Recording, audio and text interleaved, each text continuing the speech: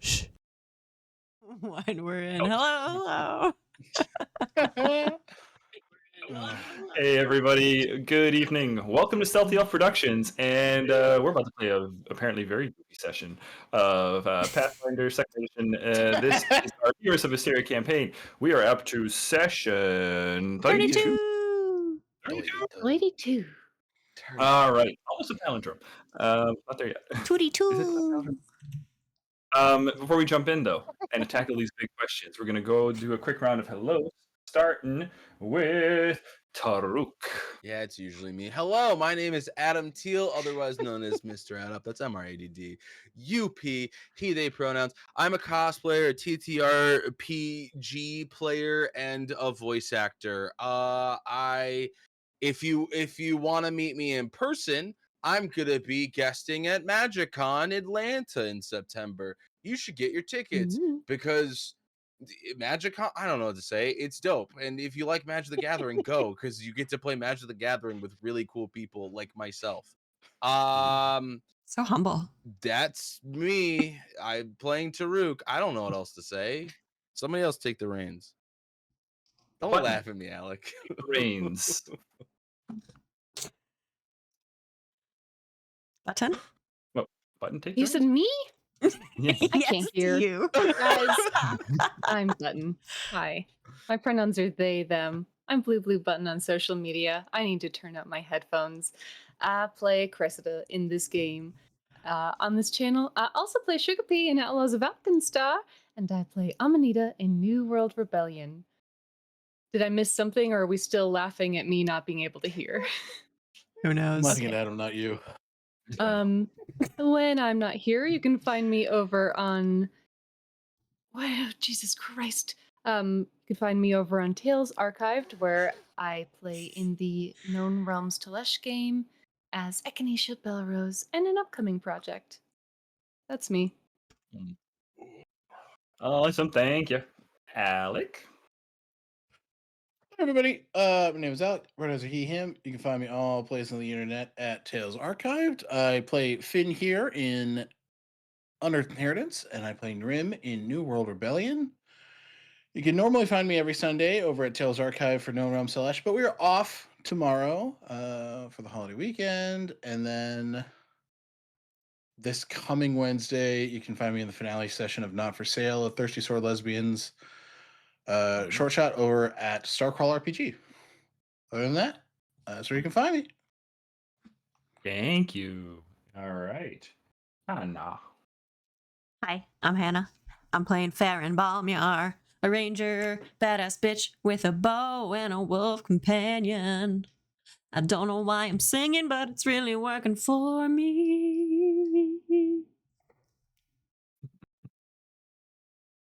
That's it? That's it.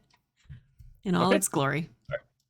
All right. And guys, I'll be your GM. My name is David. My pronouns are he, him, and I am all over Stealthy Elf doing all sorts of different projects. A lot of it is Pathfinder 2nd Edition for all of our Heroes of Histaeria games. That is Unearthed Inheritance, that is Sandsea Saga, and New World Rebellion. And also our Outlaws of Alkenstar actual play. I am also the GM over there. And if you want to see more of my face, you can also check out the Terror Talks that we had last night. That is little conversations between myself and, I call him Lycus, but his real name's Ollie. He is the developer of a new indie TTRPG system called Terra Magia. We have a few sessions out of that over on our YouTube channel. Go check us out. All right. Well, guys, session 32. Ooh. And I believe today's recap will be Button. That's true. Whenever you're ready. What kind of music would you like? Button? I like this music. This music is good. We begin in the dream. Per Groan's request, I have sent my dream message to Destrian, warning him that Rabulus and Tamarind approach, intending to consume the dragon Vithred. I did not explain that he takes this action at the behest of Thadril, the god of creation. I feared this context might tempt Destrian into willfully sacrificing his dragon. I am not sorry to have kept that information to myself. Thadril is not worthy of our aid. What I am sorry for is the fact that I could not trust Destrian enough to give him our exact location. I must simply hope that if our goals align, our paths will miraculously cross. For now, I know he received my message, and that will have to be enough. I do not know how Finn's dream began. I do not know what he felt, seeing Shadin's ship abandoned upon the Sandsea. I do not know whether his heart leapt or sank at the sight of a cave entrance covered in runes. I know little of the terror of hearing loosened chains fall to the ground within. I know little of the conversation that passed between Finn and the dragon Zephrine within this liminal prison. I know only that Cuthbert came to my dream and imparted the capacity to walk into the dreams of those I know well. It is not the dream walking I once knew, but then again, the world since the battle against the monarch under the boughs of the world tree Dwag is new.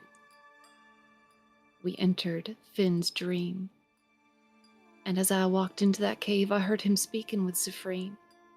The conversation was passionate. It led me to believe that I was intruding.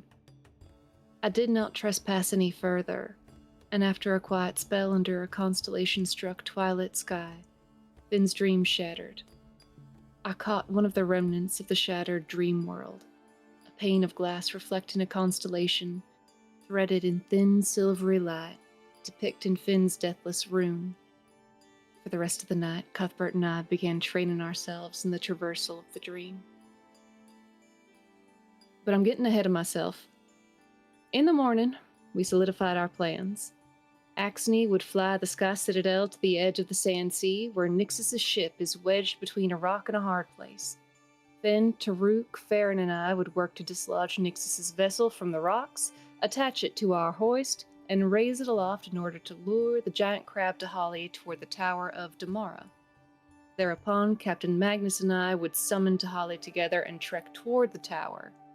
There, the combination of Tahali's destructive powers and the lure of an escaping Sky Citadel would serve to draw out much of the Axiomite forces. This will hopefully serve to lessen the obstacles between us and our goals, as our strike force stealths through the tunnels toward the Black Reef prison and the Everseed beyond. In the morning, Farron restocked arrows, Pascal doted on Taruk, and Taruk checked on Finn, who woke up screaming. Despite Taruk's suggestion that embracing Zephrina's power would aid Finn in the fights ahead, Finn remained stalwart in his determination to keep her and himself in check. He believes that Zephrine is looking more humanoid because he is looking more draconic. I'm curious to know if Anatole has had the same experience, or if Viraxis has maintained his draconic appearance. The two seem uninterested in talking. Taruk suggested to Finn that he try to change his dreams, and Farron, in passing, suggested that he reach out to me for assistance, at which point I ran into him. Finn conveyed his anxieties about the dream, the changes in Zephrine, and his refusal to embrace her powers, and Anatole's advice that he'd do so anyway. I understand why Finn is hesitant to accept Zephrine. His situation with his dragon seems vastly more different from my own and from Anatole's. I confessed to Finn that I'd visited his dream last night, which Finn didn't acknowledge. I should have taken that as a sign, but I didn't. I made a fool of myself by asking Finn on something like a date in the dream. He fortunately did not understand what I was asking, and made it clear in his answer that he does not share my interest. I feel a fool, but thank goodness that he did not clock my intent. After a couple of hours traveling through the sky, we sighted Nixus's vessel. What visions of the kidnapping of Wit and Sid passed through Taruk's mind I cannot say, but it was clear, especially to Farron, where Taruk's thoughts lay as we approached. No words on the subject were exchanged as we set straight to work under Chimney's advisement. We began by positioning the citadel. Taruk turned himself into a humanoid pendulum, guiding and steadying the vessel as Finn directed Axne's piloting, with the new addition of the hoist. Farron, for her part, scouted astride Bluesy, the hippogriff, reporting back to Axne and Finn. The three were an unmitigated success. We moved on to our next phase, connecting the vessel to the lift. I expected to implement my nautical expertise here, but when the time came, I couldn't help but view the ropes of the hoist as sinews, tendons, musculature, and ligaments. I found myself astride Cherry, binding the hoist as I might otherwise find myself resetting a slipped muscle. Taruk interwove his work with my own, riding the hooks of the hoist down from the vessel and wending the ropes through my own with an unearthly grace. As Taruk did so, he paused only for an instant, seeming to glimpse something within. I know nothing of the evidence of wit that he saw within, the tree crafted by his closest friend to signify hope, growth, and community. What I do know is that Taruk's effort suddenly became redoubled, superhuman. Finn followed suit, free-falling from the citadel and physically closing the remaining of the distance between the lift and the vessel. Sometimes I wonder if that man's real. The wood of Nixus's vessel began to splinter, and another sound reached our ears, the squeal of reef claws in heat. Fortunately, the female, though charging Taruk, was a problem. A majority of the males began abandoning ship. Despite becoming grappled by the female reef claw, Taruk managed to spur the males to continue their exit in greater earnest by thumping the deck, lessening the vessel's weight and allowing us to begin operating the lift. I tricked the female into believing the most desirable male had abandoned ship, convincing her to chase him overboard, thereby freeing Taruk. Working to free the ship from being snagged on the rocks, Farron used her knowledge of farmsteading before the apocalypse and applied it to the timber of the vessel, cutting loose the excess cracking wood where tension and torque were too great. Continuing his weaving through the ropes, Taruk shifted the tension of our interwound hoist lines as a spider might adjust and strengthen her web. Leaping from stone to stone, Finn, using his axe Hugh gifted to him by the holy men of the Sancta Metallica, cut the sails holding the vessel to the rocks free with a mighty rending of fabric. Cherry, Ivory, Orange, and I flew to meet him, and for the briefest second our hands touched. Then the moment fled, and I flew, unfurling the sail if it were upon the high seas again, for the first time since the final wave. We pulled the dark sail across the hull of the vessel, as if bandaging a wound, binding the creaking wood together and holding it fast. Having succeeded, Taruk quickly entered the vessel proper, looking for signs I haven't the understanding to evade it in. Farron followed. Together they saw the evidence of cruelty, poor conditions, inhumane treatment, and verification that prisoners were forcibly removed from the vessel. Among the corpses, at the very least, Taruk did not glimpse evidence of Sid or Wit's remains. He did, however, find Sid's apothecary couch. Showing Farron Wit's tree, Taruk voiced his hopes and fears for the safety of his friend and his dearest love. The two returned with the Goblin Ledger book. Meanwhile, flying back up to the Sky Citadel alongside Finn in his ascent, I found myself entering the dream while waking, surrounded by stars, haze, twilight, night in our wake. In my hand I felt a pane of cool glass, the same pane I had caught in my dream, the deathless rune, lit in by threaded constellation. Farron hollered in victory, Taruk beat his chest, Finn took my hand. Together we returned to the Sky Citadel, our bait secured, our perilous journey ahead, the calling of Tahali now poised upon the tips of our tongues. Brilliant. Thank you, Button. Well-earned hero point. Hero point! So, Very good. Button, or Cress, you will have 2 hero points going into this session. The rest of you fools are going to have 1 each. Because that's the rules, not because, that's just how it is. Okay. We will be picking up our session, continuing on the Sky Citadel, right? Pretty much where we left off. As you all approach, Magnus, I think Taruk and Farron, you guys are welcome to be back on the Sky Citadel if you'd like, having climbed up, or bluesied your way up there with the hippogriff, or if you want to continue hanging out below, that's on you. But for Cress and Finn, the two of you are quickly greeted, or actually, I think we ended the session with you all approaching Captain Magnus, who has a very wide, albeit somewhat crooked, smile on the face. Not mostly due to any particular feature other than his flesh warp nature. So his smile is naturally crooked and not in a consistent way. As you all approach, Magnus, just to kind of keep things moving here, Magnus is going to, one, commend you all for your hard work and the impressive nature with which you all managed to tie the bait ship to the Citadel. Remember, we were going to calculate successes versus failures to determine the quality of your bait. And with successes across the board, you guys have a perfect setup. So the ship is not going to be delayed. So you guys are in full motion. The ship is not causing any sort of due stress to the Citadel, and it remains perfectly intact, providing the perfect quality bait that you would need. Magnus will then point out, due to the Citadel's rather slow speed, as it is a large object, advise that the Citadel be positioned perfectly before the ritual to summon Tahali has begun. So, you guys will have a few minutes, give or take, with the speed of the Citadel, approximately an hour or so, while it's getting into position. You can use this hour to catch up with each other if you like, right? Check in on any NPCs, fortify equipment, whatever it is you'd like to do. Otherwise, whenever you're ready, we will just hop right over to that moment. I think Farron returns with the goblin logbook, not being able to read it herself, and sees if there's anyone on the crew who can read goblin. Anybody? Let me take a look at something here. Any of the NPCs?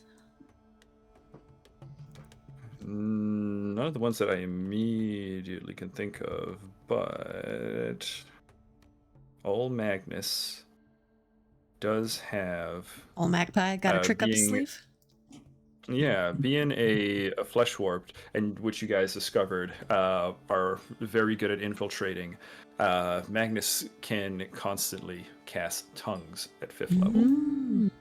So let's see, does tongues give us the ability to read? Or it's true speech now with the update.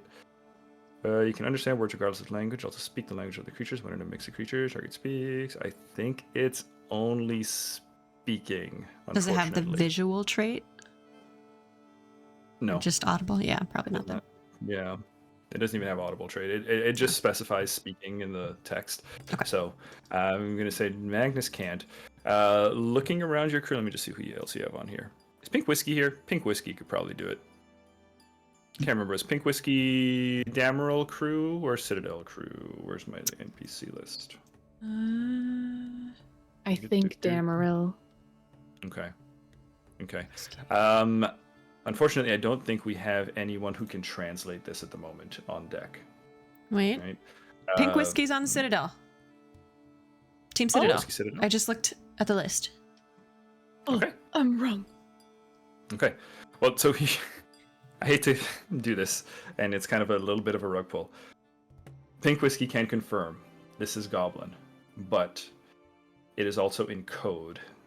So it's going to take a minute. So you being a member of the Conquering Host, Nixus took special care with the managing of, correspondence and details on missions, that sort of thing. So no problem. Unfortunately, Pink Whiskey can work on it, can begin working on deciphering the code, but will probably take... Let me roll a dice. Pink Whiskey says, hey, this will take me at least a couple days to perfectly decipher for you. No rush. We'll leave it here on the Citadel and we can get back to it when we're done and successful in our mission. With a twinge of optimism. If you leave it with me, I will get to work on it right away.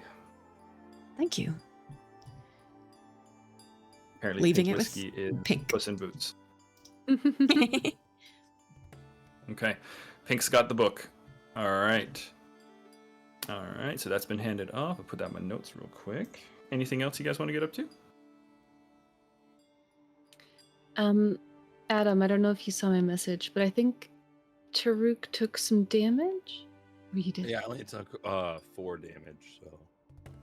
Okay. Since we have a full hour and Cress is able now to reset treat wounds on a person every hour, they're still going to offer, like... Taruk, do you mind if I get you perfectly shipshape for all this? Well, why not? Sure. Is it gonna take too much resource? I don't want to be a bother, but I mean, I wouldn't mind getting this little claw mark fixed up because that sucked. I don't even know what that thing was. That was a reef claw, and they are, you know, 'tis the season for some of their activities, so Mm-hmm. Oh, I Mhm. figured that out quick. yes. Yes, sir. Yeah, and I think Taruk just like, I think he like awkwardly changes positions where it would feel uncomfortable for somebody that isn't as spry as he actually is, where he's like his foot's in the air and he's like on almost like crab walk style, like foot's up for Farron or for Cress to look at and be like, okay, is this good? And it's like he's perfectly chill in like a weird position for a while. All right, perfect. Let's try this out. Great. Rolled a 26. Da-da-da-da-da. Actually, not great. So that's a normal heal. But that's fine because the base is 30, so you're back to full. You Great. just don't get the bigger number than it would otherwise be. Cool. Thank you so much. I appreciate it. Yeah, I know you. It's a big day. Oh yeah. Oh yeah.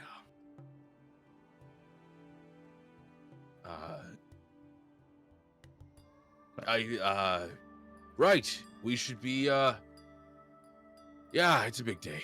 God. Can I just say something? Sure. While we all are against the Axiomites, for obvious reasons, I'm following your lead on this one. If there's a shot you want to call, when it comes to the people you need to save. I appreciate that. I'm gonna be completely honest. Still lost in all of this because still kind of new to what's going on, but I appreciate that, Chris. I appreciate it a lot. Well, you clap you on the shoulder. I declare shipshape. Great. And I think he stands up and yeah, I think he heads to probably the war room for the next part of the plan.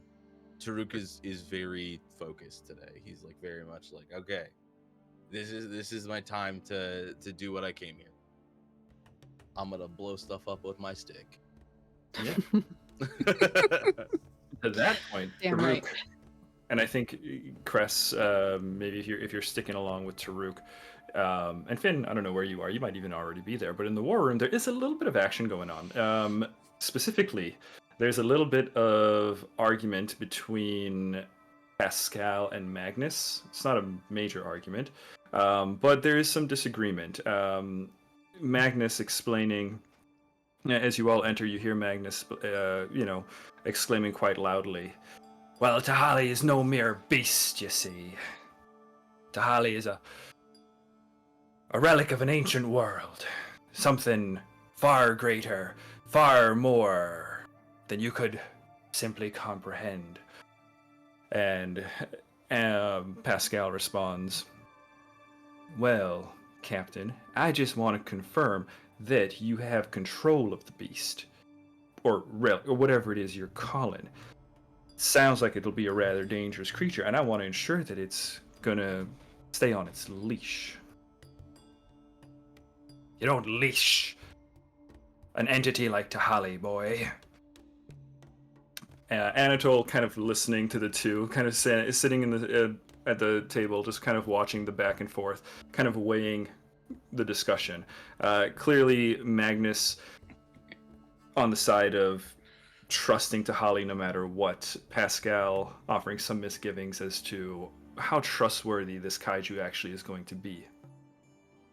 Cress kind of grins and bunk leans against Anatole, just witnessing the conversation. Anatole leans over and whispers to you. And where do you come down on all this Tahali business? The way I see it, the goal isn't to leash her. Rather, we wish to have her unleashed upon the Tower of Damara. It's not an issue of whether you can or can't Tarada try. We're luring her, and that is quite different than leashing her. We're offering her something delectable, something she wants. And in return, there are enemies in her path. Well, that's something I can get behind. But I will admit, sounds like this Tahali is something of a rather powerful entity. Oh yeah. What do we do if it turns out that she turns her sights on the Citadel? Fly higher. All right. The way I And- see and it, it shouldn't be in reach.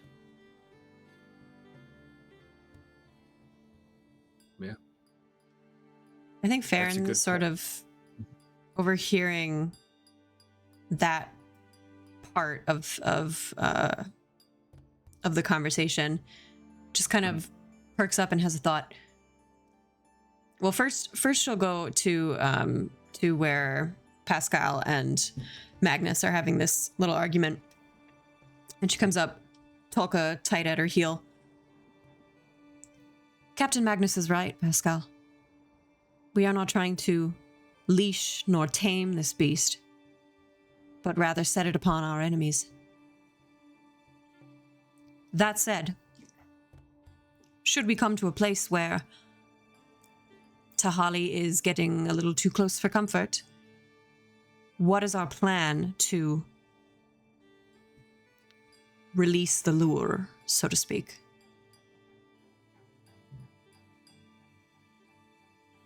Chimney, kind of on the side, goes, "Oh, well, don't worry about that. You guys did such a great job getting that thing tied up. We can release it without any problem. I've got the mechanisms all ready to go. I mean, yeah, we'll lose a few, bits of wire, a few bits of rope, some hooks, but we can replace all that stuff. Good. We won't have to, break half the ship to get out of there. Good job, by the way, guys." And kind of holds up a little dragon thumb, Thank you kindly, Jim. a little cobalt thumb. Well, good. I just wanted to make sure that we said that out loud, right? Yeah. It's important to say. I don't think that if the Citadel is ever within reach of her claws, she's been flying too low. Yes. We're able to maneuver our fishing line such that we should barely have Nixus's ship within reach of her claws. Should modulate in and out. Good.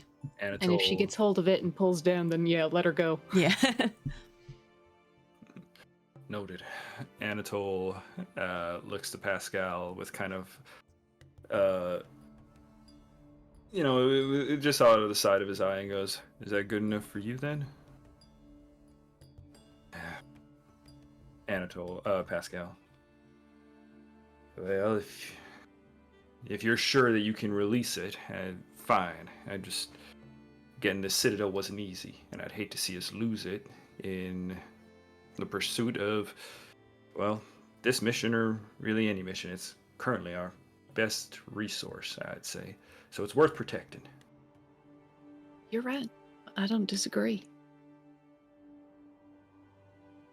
At that, Pascal gives you a smile, Cress. And Anatole kind of arches an eyebrow and kind of, it's almost an imperceptible nod, but with your proximity to him, it's clear he's giving you a nice job. It's so embarrassing, and Cress would never admit it out loud, but that meant so much to them. Cute. Anatole calls over to Zin and says, relay the instructions to Axne. Make sure that, Axne is aware of the plan. And yeah. Ooh, just to for a backup, Cress will go to Zin in case it doesn't release. It should, but in case it doesn't, we want backups. Obviously, I know you're capable of incredible feats of strength. They're going to hand him an acid flask, but this should break through the rope faster if you need it. Zin takes in, it's kind of like chucking it up and down, not treating it very carefully until you explain that it's an acid flask. And goes, right then. Maybe I just put that away. Good idea. Keep it right here just in case. All right. Okay. Anybody else want any other check-ins or anything like that? Okay. Then we will, as the ship, the hour passes, the Sky Citadel kind of getting into position. It's several miles just off in the Sandsea, away from the lighthouse temple. The Beacon of Eliza, the Tower of Damara. It's a strange sight.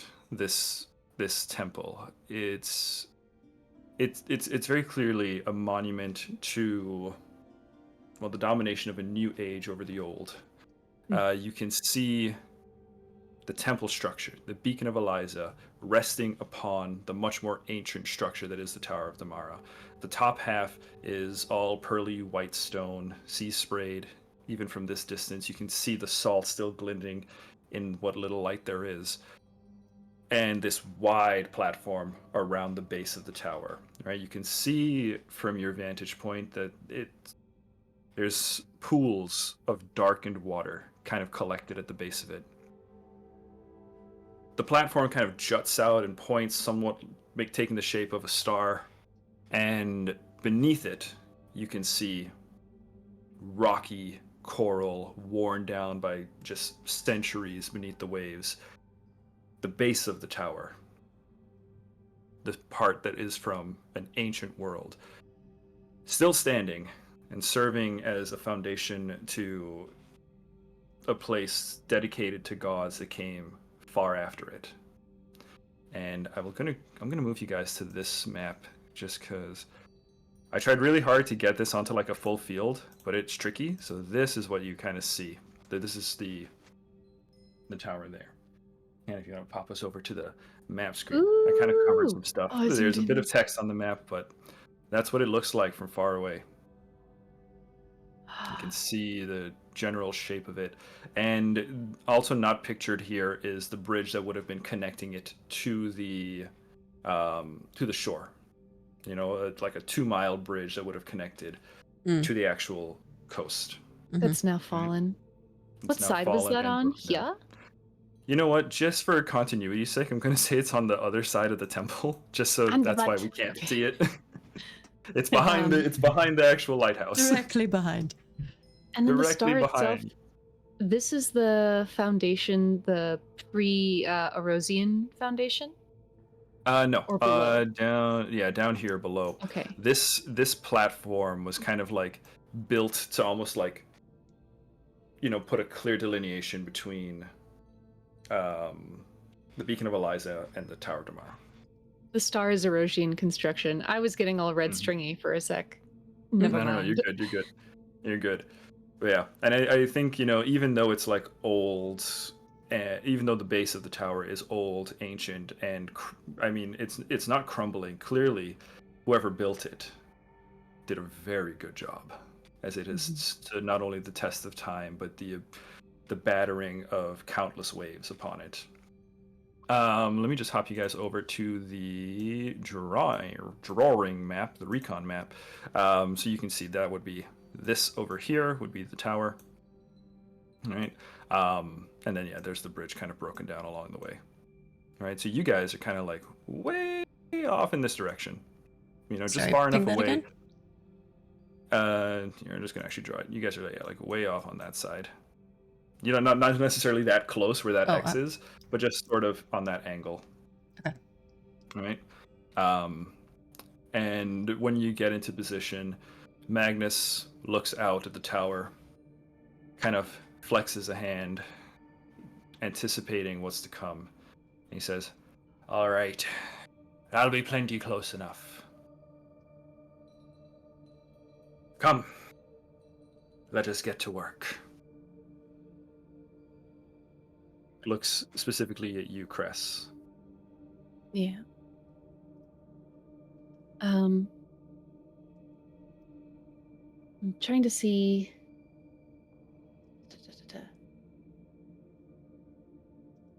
Yeah, okay. So I can't change anything to a voice, but if I may, Hmm. where does Magnus set us up? Where Oh, are you we guys are going? going to be, yeah, you guys are going to be outside on a platform kind of overlooking the Sandsea. You know, you can see the coast, the Sandsea kind of unfurling out beyond you, right?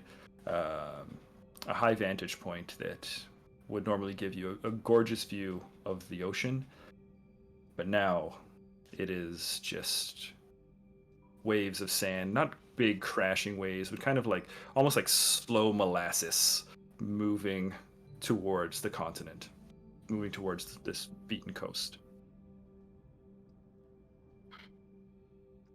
Chris sighs. It's hard to explain the emotion of sorrow and terror and disappointment and disgust at seeing what's become of where the oceans once lived. And I think in an act of not even simple allyship, but just a sense of shared loss and the understanding of that, Cress, before they begin to speak, will cast Figment, and the tattoos that move upon Cress's body, some of them are waves. And the waves start to unfurl across the palm that they hold out to Magnus, and they get bigger, more rolling as the two prepare to ask Tahali to come, in a sense, to their aid, and in return to gift her a ship. Mm-hmm. While you are preparing your Figment spell, Magnus is walking around. There are several fish folks gathered around, you know, part of Magnus's crew that were manning the lift system. Walks around and goes to Finn, Taruk, Farron, all of you, Nepeta, and hands out like little clamshells that you can kind of beat, and kind of shows you how to beat them, you know, within rhythm, make clicks. Gourds, conchs. Finn gives you like a giant conch and says, you know, blow in it once in a while, right? Add a little bit of, you know, the sound of the sea, right? That's all of it being necessary to summon Tahali to your aid. Once all those accoutrements are distributed, Magnus returns to your side, Cress, and standing at the edge, looking out towards the Sandsea, shoulder to shoulder, you can see in this old flesh warp pirate a similar sense of loss, a kinship in tragedy. Both of you, people of the sea, who have lost a part of your home, an irreplaceable part of your home. And this, the Sandsea, a cruel imitation.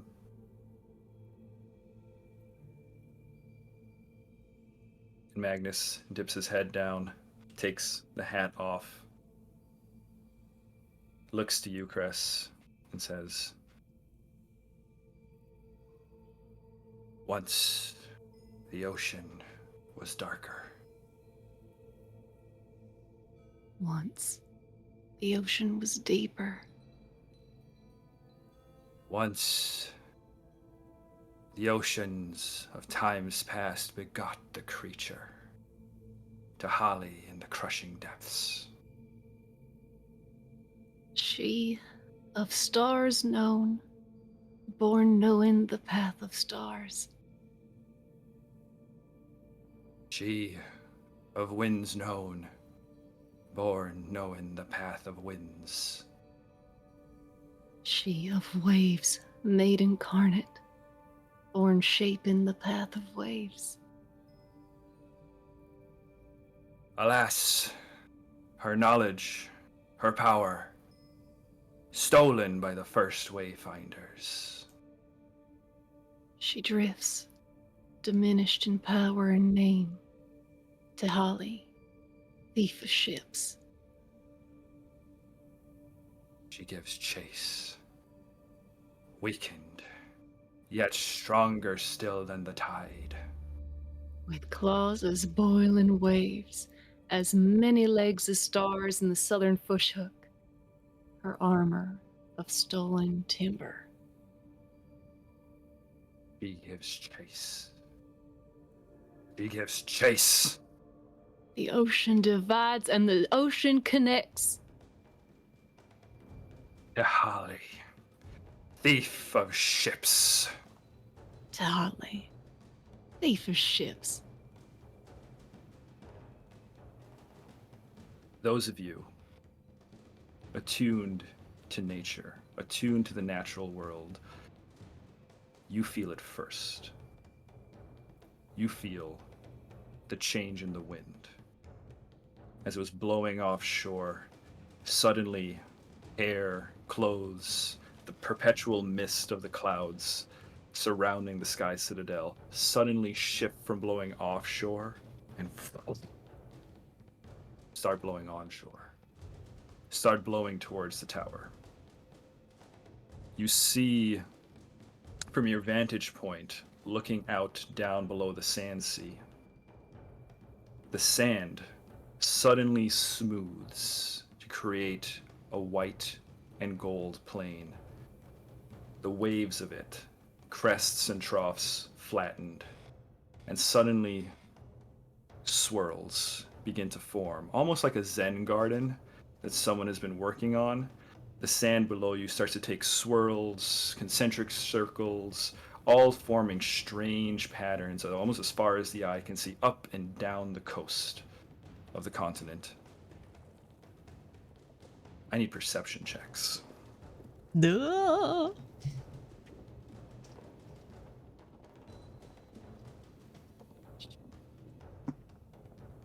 Ooh. 34 for Farron. That's real good. 16. 26. Not so good. 26. All right, that's a success as well. Farron and Finn so far, 2 successes. Sorry, I'm trying to You- figure out how to do this. You good? Oh. Wow, trash 18. Okay. I think Cress, you're caught by all of this. Taruk, as the wind is kind of fluttering around, there's a little bit of sand. It's kind of kicked up, kind of gets in your eyes just enough that you don't quite make the check. But for the other two, you all peer out somewhat towards the northwest. The two of you spy ships on the horizon. The two of you spy tightly packed together. It looks like a fleet of ships gliding along the Sandsea towards the Sky Citadel. Behind the ships, you see picking up what appears to be a sandstorm, blowing mightily, pressing them forward, darkening the horizon, as though with significant intent, it makes their way towards you. And even those of you who failed the check, after a moment, you all hear a loud groan. Just kind of echoing from beyond the shores. It's loud enough that it kind of rattles all of you somewhat. And Magnus puts his hat back on, and there is just this wide, manic grin on his face. Ah, Tahali! Come! The ships.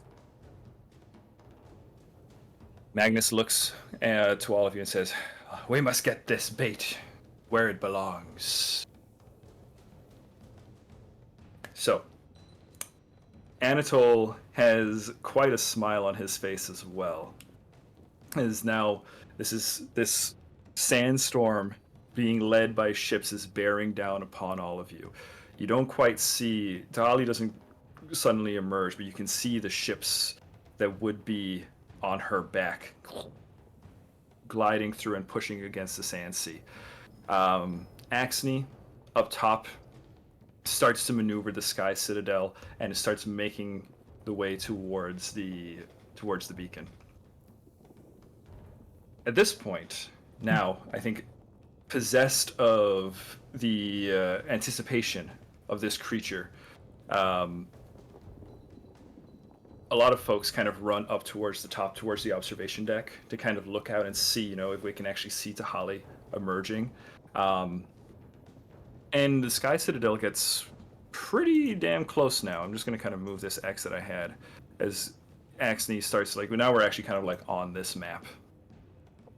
From this new vantage point, as we are getting closer, Nepeta, standing amongst you,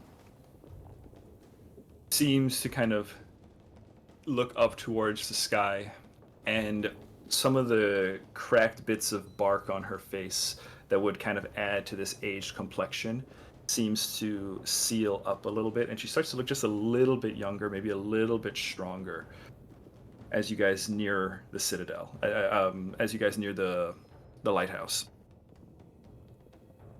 Now, Interesting. up here, as we are in the observation deck, I need another round of perception checks.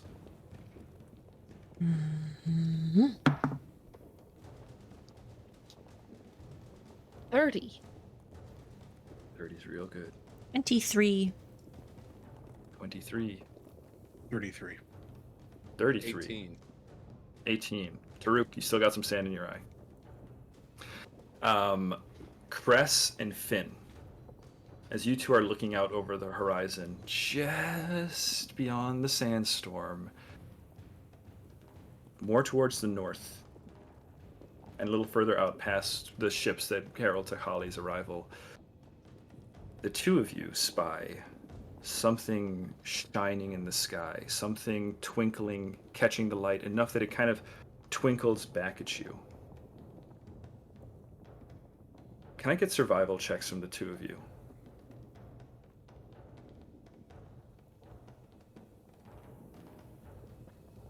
$28.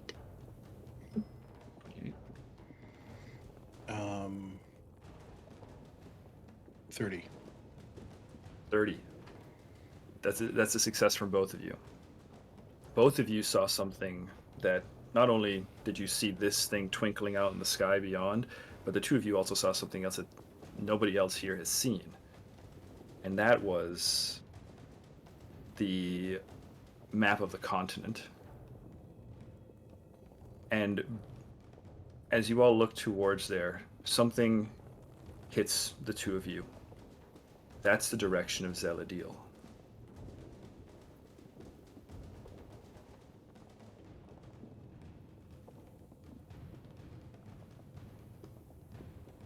Okay. Reminder while I pull it up. How Mhm. fast does a fractal travel?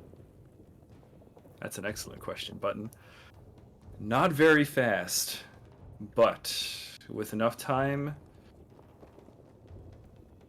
given that it's been a few days, fast enough that one could potentially traverse from Zeladiel towards Damaril. Zeladiel's only 3 days away? Zeladiel, I believe, yeah, not too far away. Let me just do a quick couple of measurements.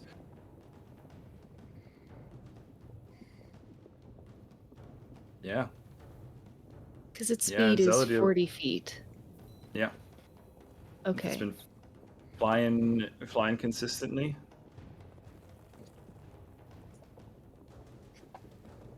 I would say, Cress, those are some good instincts. Okay.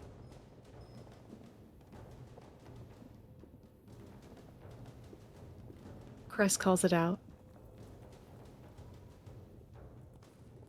Cress calls it out. All of you become aware of that shining thing on the horizon, something sparkling and catching the light. And Anatole, do you voice your theories? Oh yeah, when they call it out, yeah. I believe that is a fractal. I know they're slow. And I know that they can't have understood that we took their vessel not but 3 days ago. They looked at Anatole. That means Zilladil's 3 days away. Should you need that information, my king.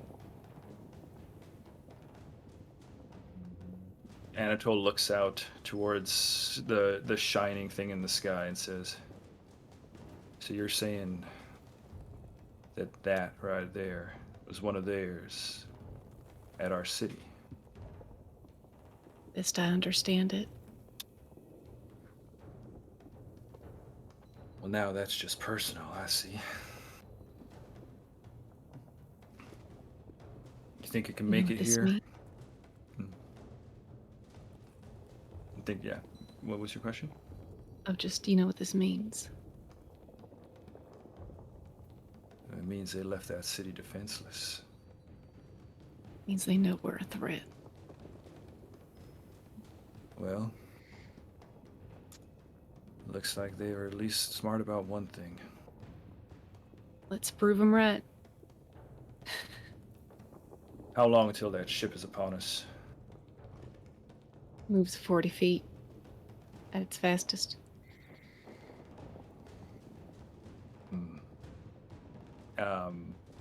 Pascal pipes up and says, "Well, it could be a matter of hours then." Anatole looks to you guys and says, "So it's probably on its way to rescue those that are here, giving them some means of escape, or reinforcements, the way I see it." Yeah, one or the other. I imagine given they have no vessel, they'll probably want to rendezvous with the 2 remaining Axiomite leaders before heading to Damaril, so the city has time. Get off. Anatole looks pensive out at the ship. He says, "Well, they're divided now. I say we keep them that way." Looks and says, "All right. I propose we let Tahali do what she's going to do, and we take the Citadel and go after that fractal. Now understand, y'all got people down there." Gestures towards Black Reef and that big crater in the ground where you can see the ruins of the city of Damara. Says, "I propose some of our party split off. We deal with the fractal, while the others head on down to the Black Reef, and we leave this tower to Tahali. Myself, Zin, Chimney, Axney, Pascal. What say we go ahead and greet our new arrivals? The rest of y'all, do what you were gonna do. Head down into Black Reef and get those people out of there."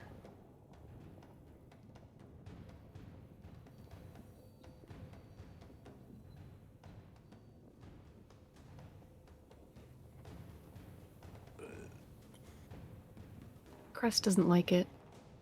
They watch fate rip away their plans.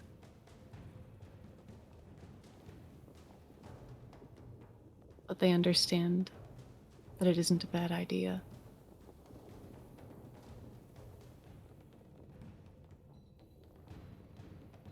Anatole, I would say, as Anatole looks out towards the fractal crests, you being close friend of Anatole's, you can almost sense resolve building in him as he's looking out towards the ship, and something kind of glinting in his eye that he is eager to take the fight to the fractal.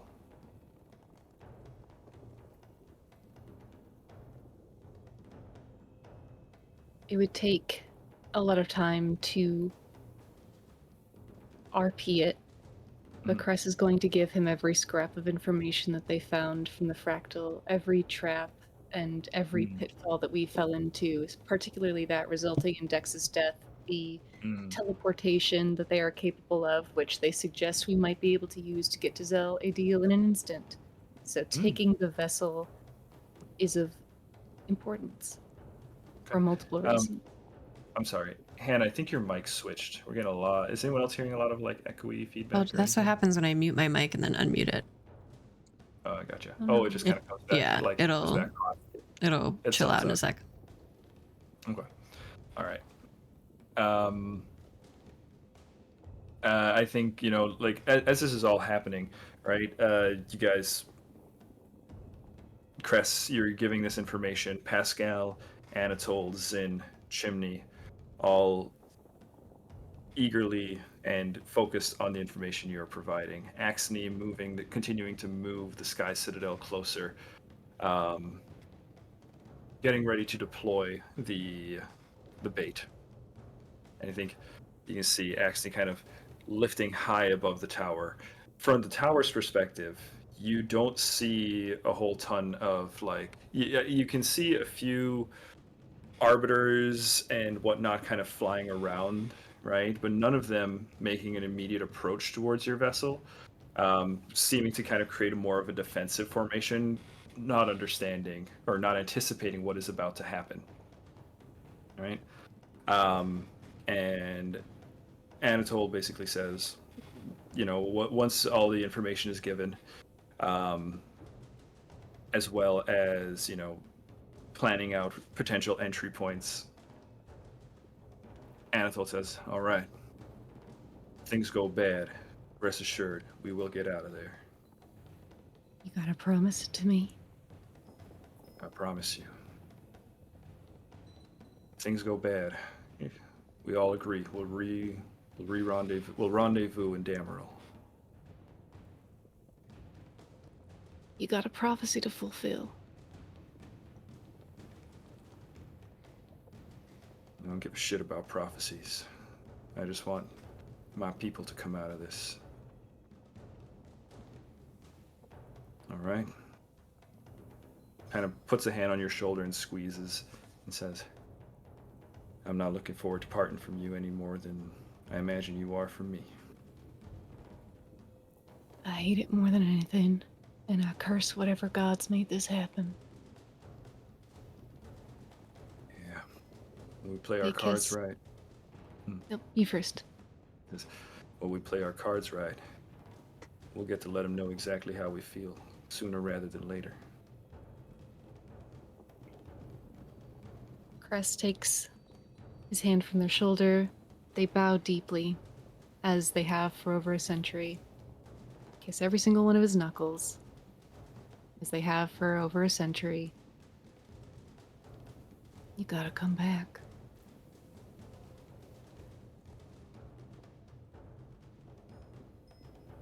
Leans down, kisses you on the head, holds you close, as he has for over a century, and says,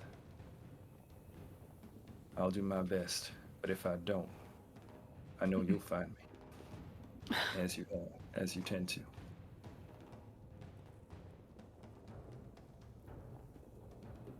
That's right. He looks to Finn, and Finn, I think there's sort of like a wordless transfer of information as Anatole relays the message to you. Don't let anything happen to Cress, or he will hold you responsible. It's funny because as soon as Anatole's walking out, Finn approaches and grabs him by the arm. Okay. Yeah.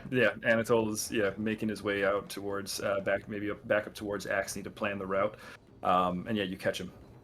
There's no way of confusing it. Finn is livid, and he looks at Anatole. There is no decorum anymore. That's gone. When plans change last minute, that's when people die. If that happens here, it will be because of you. So, Well, go chase the fight you're looking for. And Finn walks away, does not give him an opportunity to respond. all right. You don't see as Anatole kind of looks at you. You don't see the look he gives as you walk away. But he doesn't pursue you. And yeah, there should be no question to Anatole that Finn is going to do everything within his power to keep Cress alive. I think this exchange, that exchange really solidifies that for him. Mm-hmm. Okay. Then the Sky Citadel moves closer and closer, gaining as much speed as it can. And just as it starts to kind of rise over the tower, the call goes out to release Nixus's ship. Let me go ahead. I'm going to have you all roll a d20 for me. You guys can all contribute to this if you have a particular flavor of skill that you'd like to add to it. But I'll also be fine taking a flat roll. We're going to take the average. I just kind of want to see how this thing lands. And what's this for? Is this for dropping the tree? This is for dropping the ship. Yeah. That's a natural 20. No. Oh, Ooh. natural 20. Let's go. Oh, We're just doing That's really flat roll, strong or you average. said we could do a skill, You or could throw a skill on there. Yeah, so yeah, Oh, to well, in reveal a that skill that case- you want to add to kind of the deployment of this, go for it. I'm gonna do survival. I'm gonna read the wind as that big Sure. sandstorm is Nice. coming in. Yeah. 27. Okay. Can I add on the flavor of society where it is Taruk is doing what an elder should and is going around and checking on people, making sure they're okay, knowing that the plan has now changed. He's using his kind of connectivity to people as like a calming thing of like keeping everybody in check and making sure that it's like we're communicating, we're saying if there's a problem, I'm like, hey, I need this, great, we'll get it to Mooney. you, like that type of stuff. Hush. Yeah, totally. Yeah, add to your 20. What would be the total then? It would be a 32. 32. All right. Really strong rolls. And what was your total there again for me, Farron? 27. 27. 27 and 32 is really solid already. And then Cress and Finn. I rolled an 11, and I'm trying to decide what skill makes sense for what we're doing. Honestly, I think perception at this point. I think Cress is on high alert and wanting this to go off without a hitch to the greatest degree. Like already the plan having changed last minute. Cress wondering why they ever bother to make plans at this point. Yeah, I think perception is they just are providing kind of offhanded guidance and like calling out what they're seeing with the storm and their trajectory to Axne as they're like handing elixirs, and I'll let you know how many of those, David, there are. But giving elixirs to Anatole, Pascal, whoever, I forget already who's going, but the majority of the people who are going with us. Yeah. Going with you guys is going to be Magnus Nepeta, Gron. Actually, Anatole's going to offer you take Pascal, let him take Gron. The reason being, Gron has wings. Pascal, you know how to fly on a hippogriff, don't you? He says, I do indeed. It's not that I don't trust Gron, because I do. But there is no one I trust to protect you more, Anatole, than Pascal. I mean that truly. Anatole considers. He says, all right. Take Zin. Zin can fly on a hippogriff, but Zin is also good in a fight. And they'll be fighting all around. All right. Your friend Gron's abilities are certainly going to be helpful in an aerial sort of situation. So who's going where? Sorry, me above Okay. table am confused. Sure. So Magnus, Nepeta, Zin will be going with the party. Gron will be going with Anatole, Pascal, Chimney, and the Citadel, basically. Well, Gron we need for the listed reasons of like him having 1,000-year change expertise.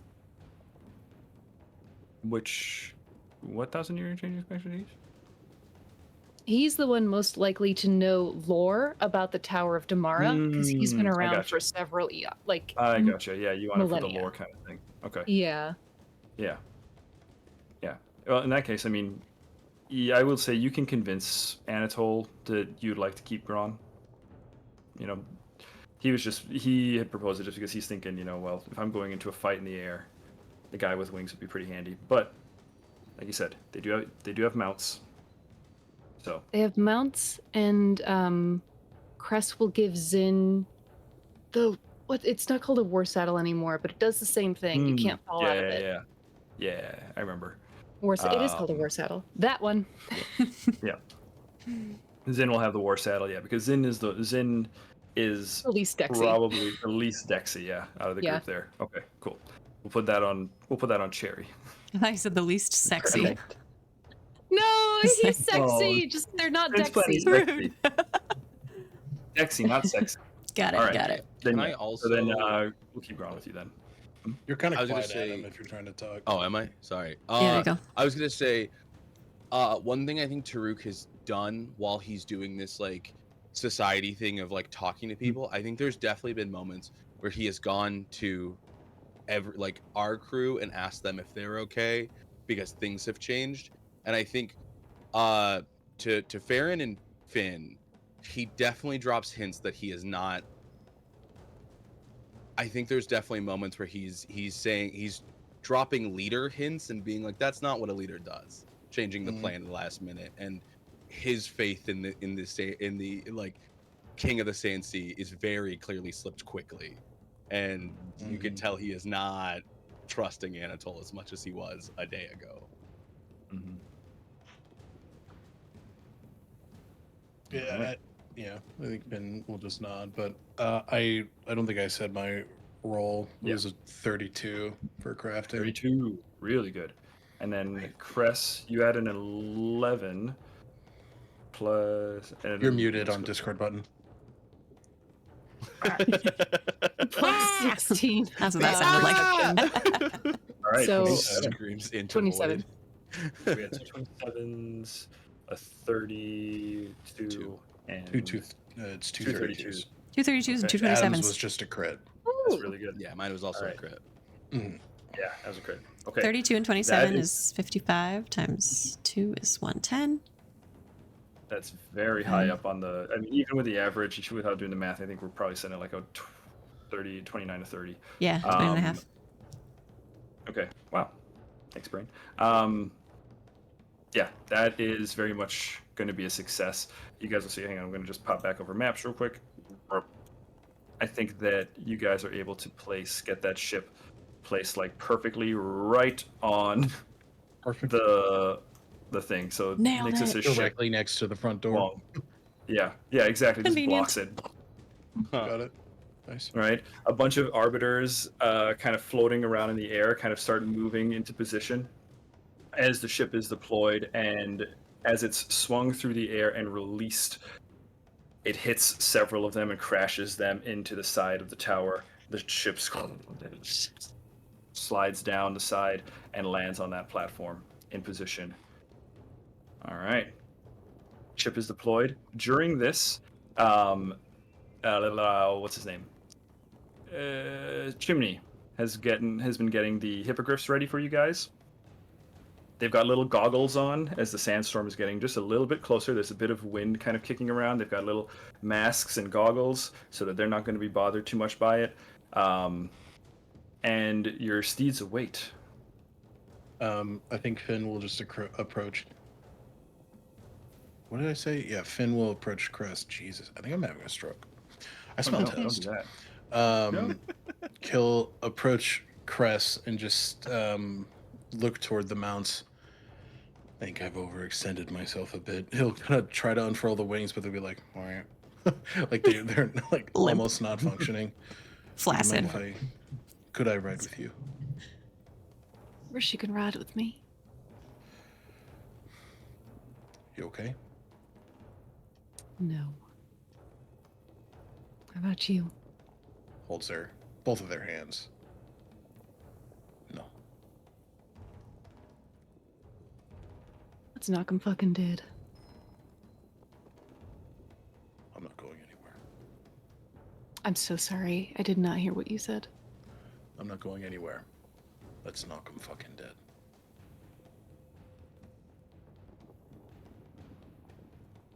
All right. Nepeta will ride with you, Taruk. Magnus with Farron. And Tulka fit somewhere? We'll have Gron take Tulka. Okay. Gron will sprout his wings. It's always somewhat of a not mechanically painful process, but visually somewhat painful process for Gron, as their wings erupt from his back. Golden dragon wings. And yeah, he scoops Tulka up in his arms, and he says, "All right, little one. I'm sorry I'm not quite as sturdy as your usual ride, but I'll do my best." And she kind of licks his face nervously. Okay. And with that, you all leap off the side astride your hippogriffs, who make their way down. You can see arbiters, even like a Thelatos or two, those strange crystal-like creatures, all in somewhat of a panic as they're clearly disrupted by the arrival of the Sky Citadel and by this ship being tossed at the tower. There's a flurry. They don't really seem to notice you. And at this point, as you all are making your way down, the sandstorm just kind of starting to roll over the edge of the coastline. You see a giant crab emerge out from its depths. Colorful, in blues, greens, numerous titanic claws erupt from the sand and start to grab onto the ledge, and it starts to pull itself forward. Let me grab a thing here for you. I can show Chris you. prepared their figment, and I think as they see that crab floating in, they'd intended to show her a little glimpse of the ocean. But what she sees now instead, before one of her eyes, her massive eyes, is a tiny little fractal. An image of another delicious ship. Plant that seed. Yummy, yummy. Yeah. Okay. She's so big, what the fuck? She's huge. She's a honker. She is huge. She's trying to She's a brick. Ow. Ow. Oh, it's like a mantis shrimp. She yeah, might, she's, you just see the claws and like giant hooks on him, just pulling herself on. I mean, this is a massive creature. As you guys are kind of flying your way down, the eyes kind of on the ship, right? And they just kind of catch you. Cress, give me a nature check here. I'll take nature, or I will take diplomacy. There's also a good convincing Oh no, is she in heat too? no. She's gonna fuck the tower. All the crustaceans in heat. All the crustaceans are in heat this time of year. We're gonna go nature. Because I don't Nature. even think it's necessarily an ask. I think Mhm. Chris is appealing to her nature. Yeah, that's what I think too. Yeah! Not on that 20, but it is an 18 on the die plus 14, which is 20. No, 14. 32. 32. Guys, lots of 32s tonight. Whoop, whoop. Yeah. Cress, I think the eye kind of blinks back at you, right? There's some understanding. As Magnus said, this is no mere beast, Mm-hmm. right? Yeah. And Cress- yeah, go ahead. Just Cress, recognizing how little they are in the face of this massive entity, this ancient entity, just gives the cheekiest little wink. As Tahali pulls herself up up onto the shore, making her way towards the tower.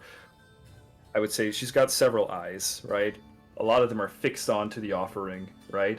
But that one, Cress, you see it kind of whoop, peer backwards over herself in the direction of the fractal. Okay. Excellent. As the sands whip around and the wind harries your descent, you guys are able to make it down, right? You guys touch down on the sands. Now at the foot of the tower, and Magnus calling over to you all, gathering you all up, leads towards a cave, of which there are several. All around you, there you can see this is the sea floor exposed, right? It is it's rocky, it's sand covered, and there are numerous little nooks and crannies that one could hide, right? And Magnus, with some degree of confidence, is able to lead you all towards, through the sand, right? You guys kind of daisy chaining together. The hippogriffs, as shortly after landing, give you all a reassuring nudge and zip back up towards the Sky Citadel. And your party is led towards a little fold in the stones, a cleft that Magnus guides you all in. All right, in here. He starts head counting. Like, all right, come on, all of you. Sound off. Right, Gron lands with Tulka. He sets Tulka down. Tulka runs up towards you, Farron. And yeah, with that, your party gets deeper into the cave, and you leave the sandstorm unfurling behind you. You can hear the crunching of stone. You can hear the whir of machines, and you can hear Tahali groaning.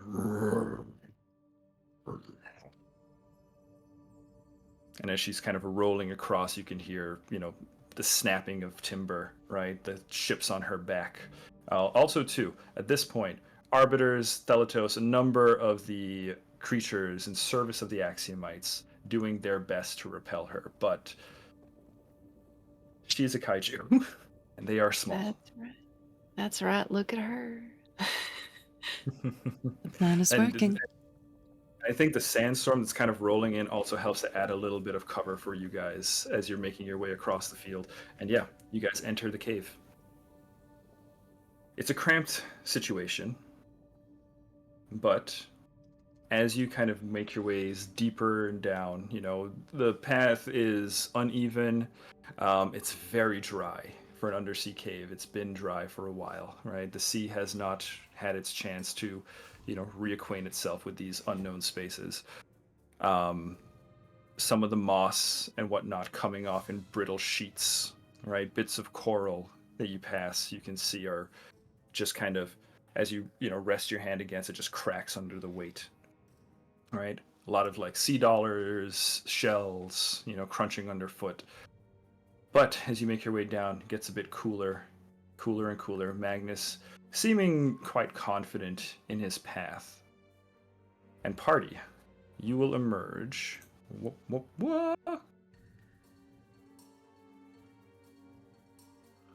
Let's see. So, Cress, you handed out potions to your folks who are not good at seeing in the dark. Yes, that is correct. Okay. And Taruk. And Taruk. And themselves. Gron, I believe, has dark vision. Gron has dark vision, correct. Okay. Let's see. Did you guys get moved over to the map? Yeah. Yeah, those we will have consumed before we left the Citadel. The Sky Citadel, so that Okay. Cress's vials have renewed. Okay. And how long does the dark vision last? 24 hours gets better. 24 hours. That's amazing. Level 8's pretty nice. Love it. Okay, let me just look, see here. Nepeta doesn't have dark vision. And since Pascal's not going. Yeah, that's my fourth. Perfect. There we go. All right, so Nepeta will take that. Okay, so the whole crew has dark vision. All right, now, you guys are on this map. the way we're going to do this, the map is set up so that it is dark, but I think all of your tokens should be able to see out for it's like 60 feet or so. The map also does have like walls and stuff, so as you move your tokens around, you will find that you can't move them past certain spots. You can pick up and drag them, right? But if you were to use like the keys, you'll find that they can just bump into walls and they won't go past it. So there is that. Okay, I think we're at 7:20. Yeah, I think as you guys enter here, this is where we're going to take our break, and then when we get back, we start some dungeon crawling. Woohoo! Also, hi Raiders. I'm sorry I missed you 6 minutes ago, but Oh. welcome in. Hi, Hi, Raiders. Shadow of Mike. Thank you for being here. Stick with us. Thanks for hanging out, guys. We'll do a quick break. We'll be back in about, we have about 10 minutes. Thank you for hanging out. We'll see you soon. Bye-bye. And hello. We're back. Hey guys, welcome back. We are playing some Pathfinder 2nd Edition for you today. This is our Unearthed Inheritance campaign, session 32. We are just about to begin our dungeon crawl as the party, led by the strange flesh warp pirate Captain Magnus, have just entered Black Reef. You've just entered the caves that lie just at the foot of the enemy stronghold. These caves, somewhere within, you know, are prisoners being held by the Algolthu. And as you guys are making your way down here, as you kind of approach, as you just kind of entering the space, Magnus doing his best to kind of like whisper back to you all and kind of explain, well, all right, so this here, these caverns, they connect to Black Reef proper. Well, they're all Black Reef. But we should be still very careful. There are the creatures of the Algolthu roaming all over the place. The Chul, you're familiar. One tried to kidnap Finn not long ago. Oh, you're muted. How could I Alec. forget? Oh.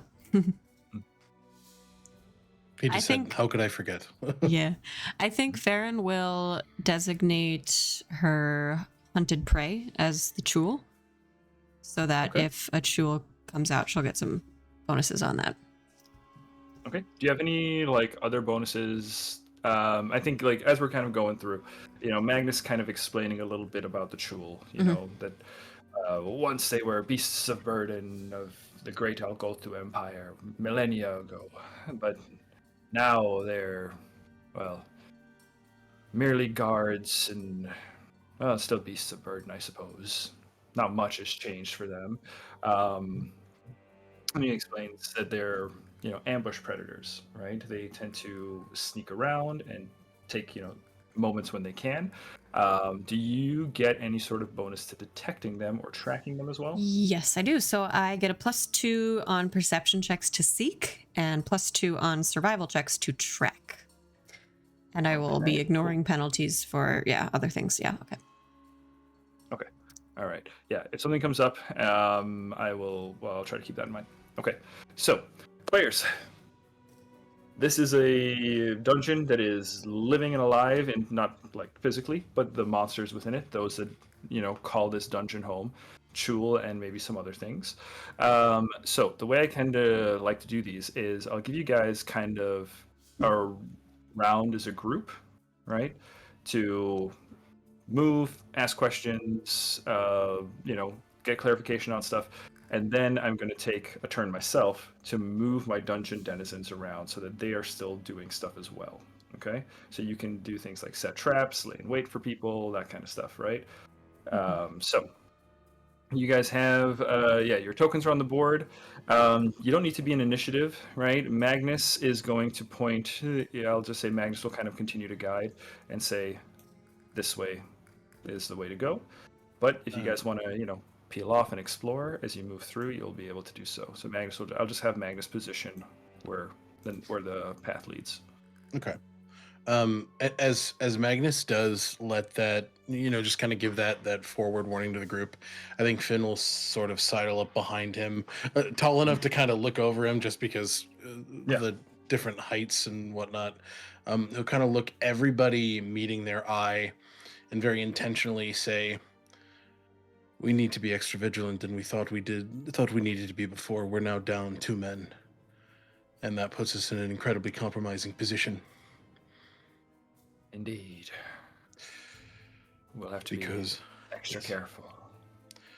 Because for some reason the king of the Sandsea chose not to keep his word. But here, we have to keep each other safe.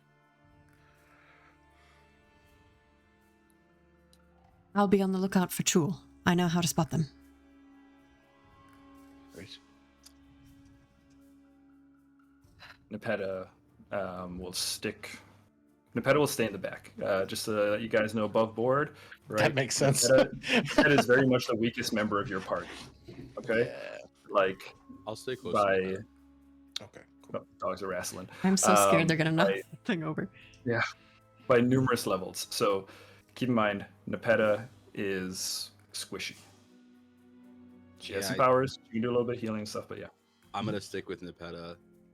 Just Okay. nature. Thank you, Taruk. It looked like you were going to say something. Me? Yeah. I think just as Cress makes his dig at Anatole, there's a defensiveness that comes over Cress. And I don't even think like we're in this space where we need to be at task, but they just mutter under their breath. He's trying to do right. And I think it's clear from the defensiveness on their face that they might also be trying to convince themselves. I'm going to call the dog. I'm going to call one of the dogs. Yeah, please get them out of here. Oh, you're going to mute? Okay. That works. Farron will put a hand on your shoulder, Cress, and just say, the king is trying to protect us. There's a threat in that direction, and he's gone to prevent the threat from reaching us. A king does what a king thinks is best. Taruk his fully kingdom. goes at that line.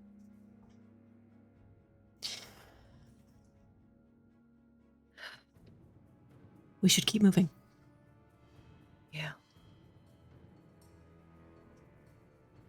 Cress is going to follow Farron's lead in terms of scouting. What they're going to do first is use an action to drink Cat's Eye Elixir. Hey, After they consume this elixir, their vision lay down. sharpens, and they become sensitive to even the most minute movements. For the next minute, they reduce the flat check to target hidden creatures to 5, and I don't need to attempt a flat check to target concealed creatures. That's real good. That's very good. Within 30 feet of me. Okay. How long does this last? A minute. Okay. So So we'll kind of track, like, each little section will be a round, we'll say. around, yeah. So Okay. they will move as far. Oh, that's cool.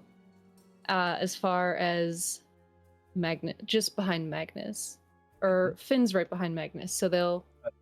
I was going to say Finn would move, but yeah, I think for now, definitely behind Finn. Okay.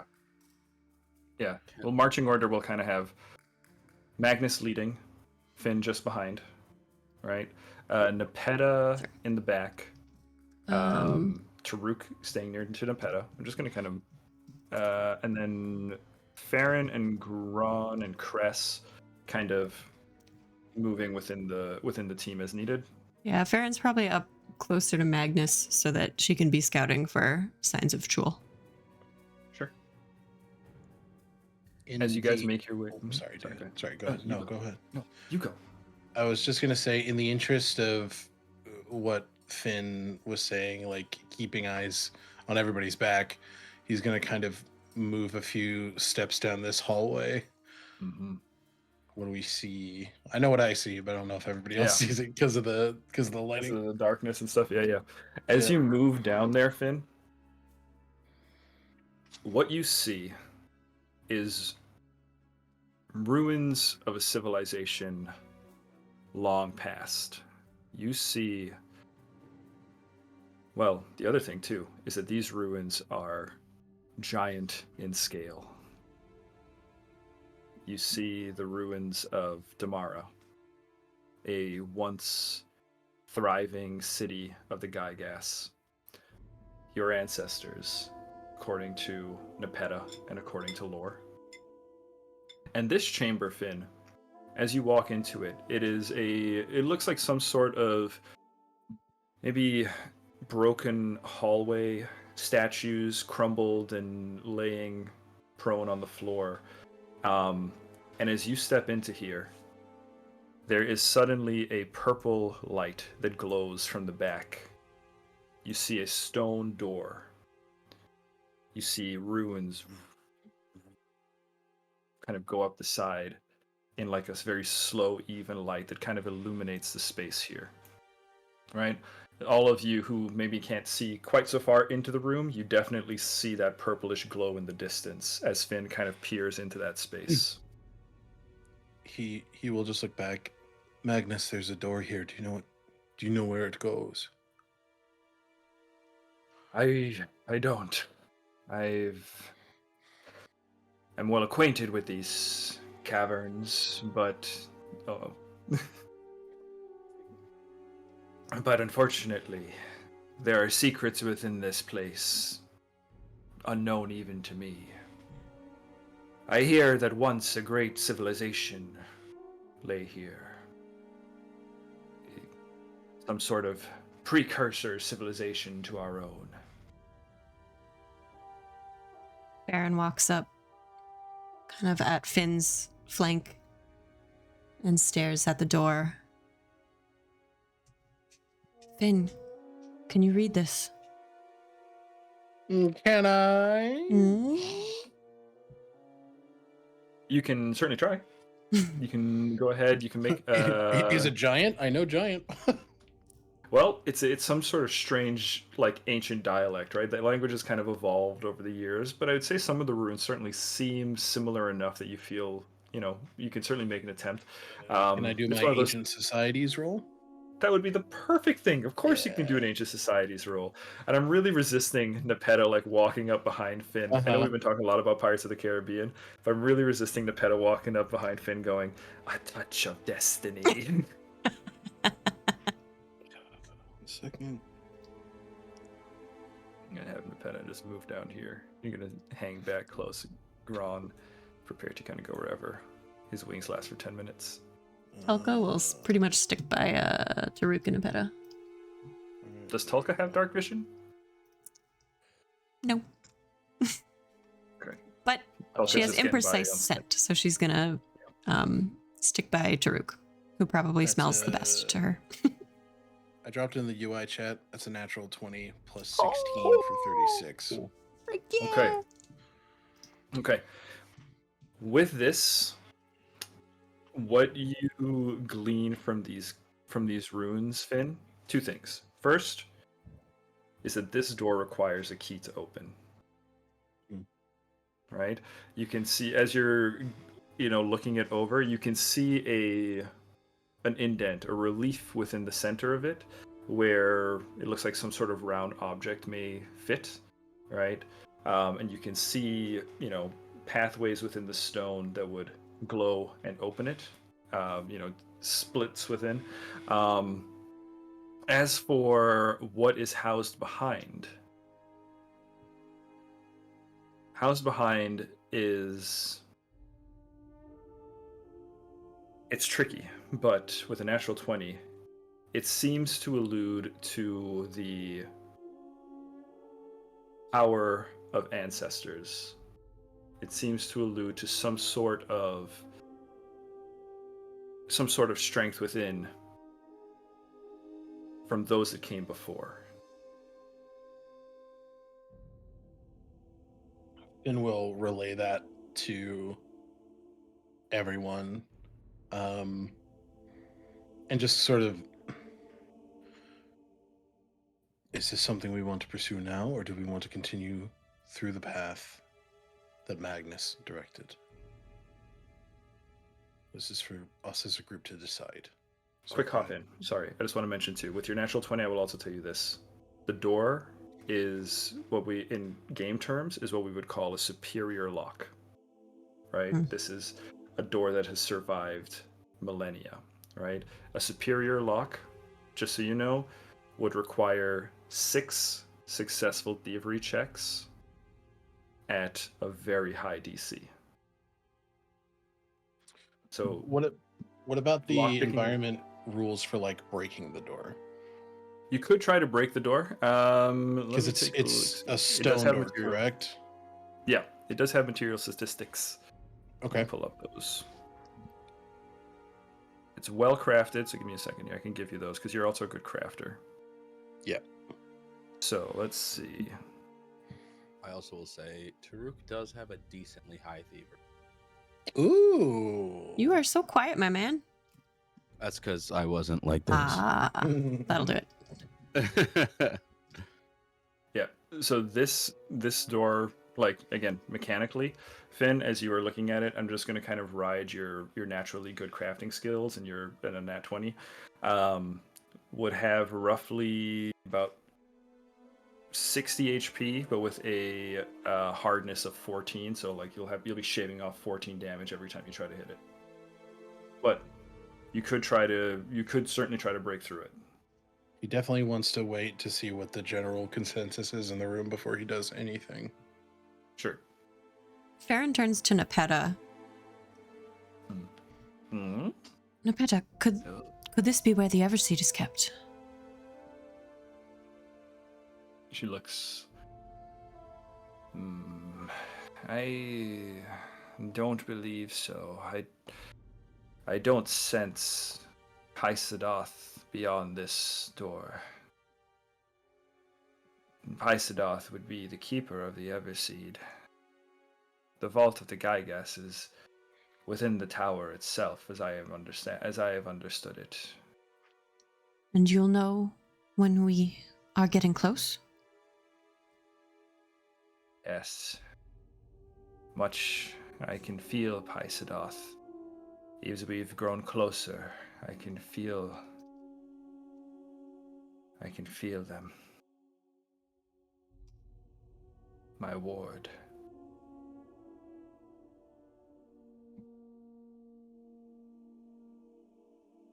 Looks to the others.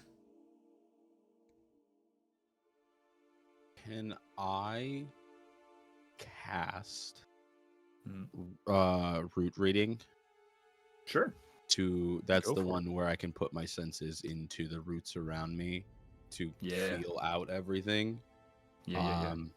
So if there's any unnoticed medium or large creatures in the area, I learn about their presence. They're still undetected to me. I can immediately attempt to sneak. Yeah. But yeah, I can learn. You also learn if any creatures have passed through this area in the last hour. You get a Okay. vague sense of direction. Okay. So All right. So, what was the radius again? 30. 30 feet. Just gonna kind of get a quick little measure here. Okay.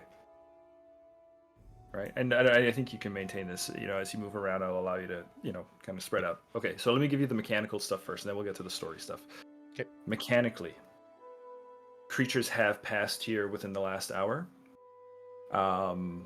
It looks like at least 2 smaller creatures, right? Or the readings you get as you kind of like dig into the soil, right? You can almost see, you can't see the creatures themselves, but you can almost see how they disturb the environment as they pass through the space, right? The earth reveals that to you. You also do become aware of a creature lurking in this hole. I think Taruk, as you're asking the question, I think Taruk is almost zoned out of the conversation itself, and you all see him almost like it. I think it kind of looks like he is walking around sniffing the air. You see him like tapping on certain spots in the like entryway, and like listening to the reverberations back. And I think at a certain point you see him stop and he just looks at all of you and goes, two smallish creatures were coming through here sometime in the last hour, and Magnus, you might want to step away from that hole. There's something down If there. the creature in there is concealed, then I can see it. If it's hidden, then can I make a perception check to see it? Yeah, it is certainly hidden, so you can certainly attempt the perception check to see it. It's Yeah, like Farron I will immediately say perks it's up deeper when you down say the that, Turk. hole. So, Cress, I'm just gonna move you up a little bit just so you can kind of get to where you would be able to. So, like this spot here, you can kind of peer in carefully into the depths. Okay. Right. That's a 16 plus 16, and the DC to spot a hidden creature with the cat eye elixir is 5. Okay. Oh, that's the DC to target them if you're in combat. This thing Oh. still has its own stealth DC, but I'll tell you, 16 plus 16 is a 32, and that's going to beat this thing's stealth Another stealth 32. DC, easy peasy. So I will reveal real quick.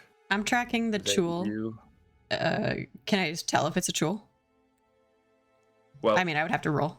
But you got Cress it. also sees that it is a tool. Oh, got it. Yeah, okay, cool. Cress can also see that it is a tool, similar to its previous tactic, hiding within there, not moving, pressed up against the wall, right?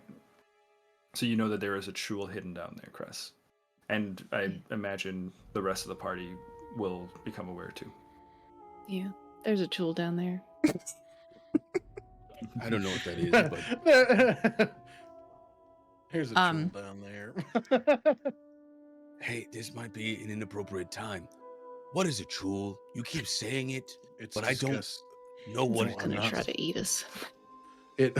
is. It another one of the things that bit me the other day, or is it like Nah, worse. No, Oh, tried It's to- in the it tried same to suck me family, down but the hole, and it yes. took Chris and Cuthbert throwing a whole lot of shit at us to knock it away from me. Thank you again for that, Chris. Yeah, of course. Real quick,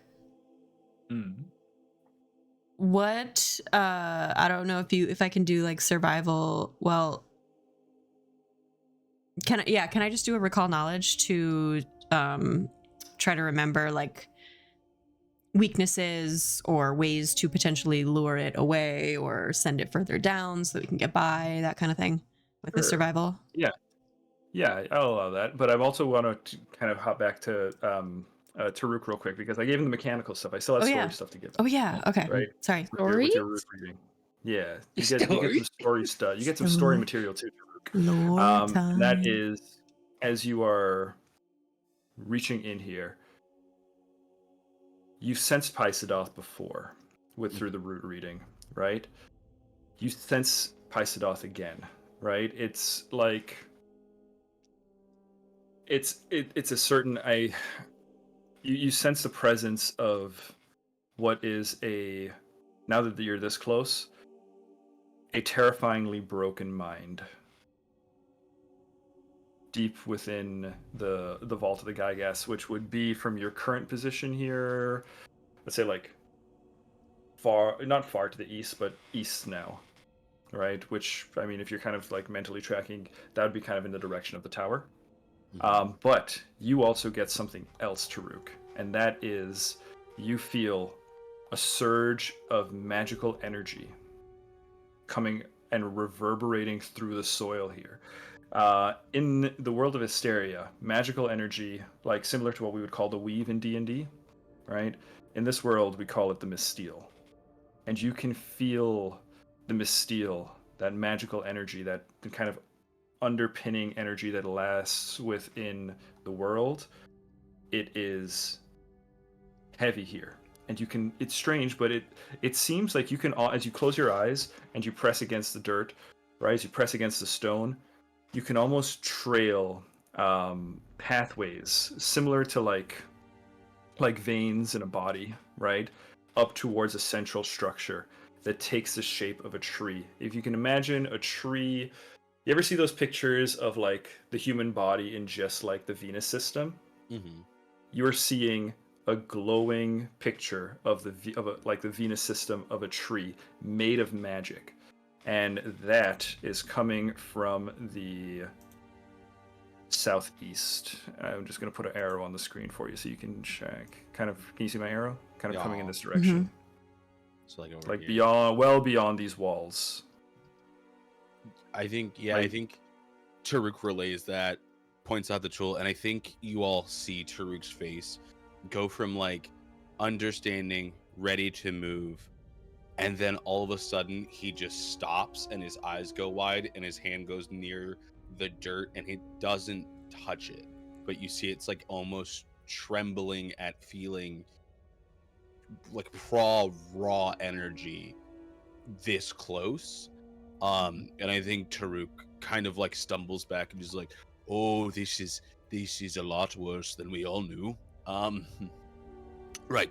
So how much do you know about raw energy? Like just generally raw energy. Nothing. Magics, patterns, things like that. Right.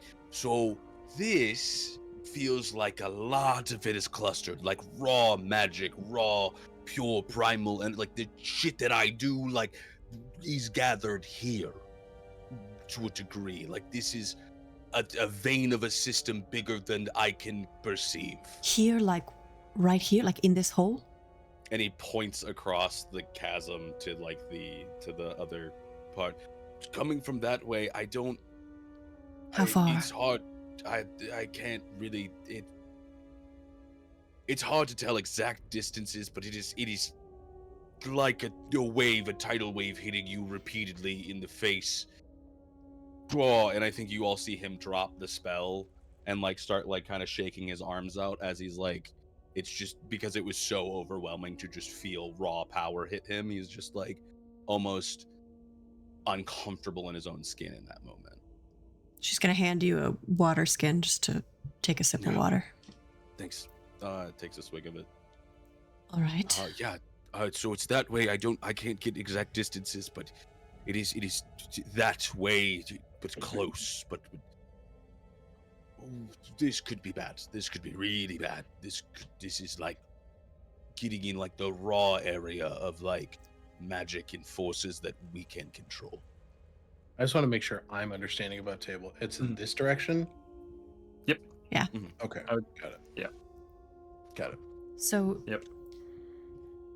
Like the magic doesn't, it like moves through the earth and the walls. So yeah, you know exactly what direction it is, but you don't necessarily know the path to get there. Right? Yeah. right. Okay. That's what I meant, was like it's that direction, but I don't know exactly where it is, but like I know it's coming from that direction. Well, that's the direction we need to go anyway. So let's get past this hole thoughtfully.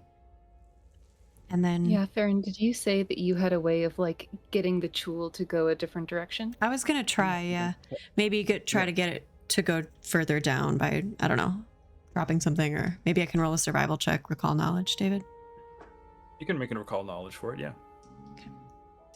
And you'll take survival for that? Yeah. You've survived Chul attacks. Exactly. Woohoo! It's a 34. 34 is real good. Mhm. 34 is a crit success. So what I'm going to give you. Oh, and it's you'll my get- hunt you can prey. get- So I get It's your hunt prey. +1 to that, yeah. Okay. 35. The DC, Crit success the DC anyway. was 20. Yeah, the DC the was record. 23, so you're good. You can get, I'll give you like the Chul ecology that you're looking for, but you can also get because it's a recall knowledge, I'll give you 2 things off of the stat block. Remember, so there is mechanical benefit to the recall knowledge. So you can get like, special abilities, saving throws. You can get HP and AC, but I will remind you, that not all monsters are created equally, so that might vary from Chul to Chul, individual to individual. But you can get, other stat block things. What would be useful here, guys?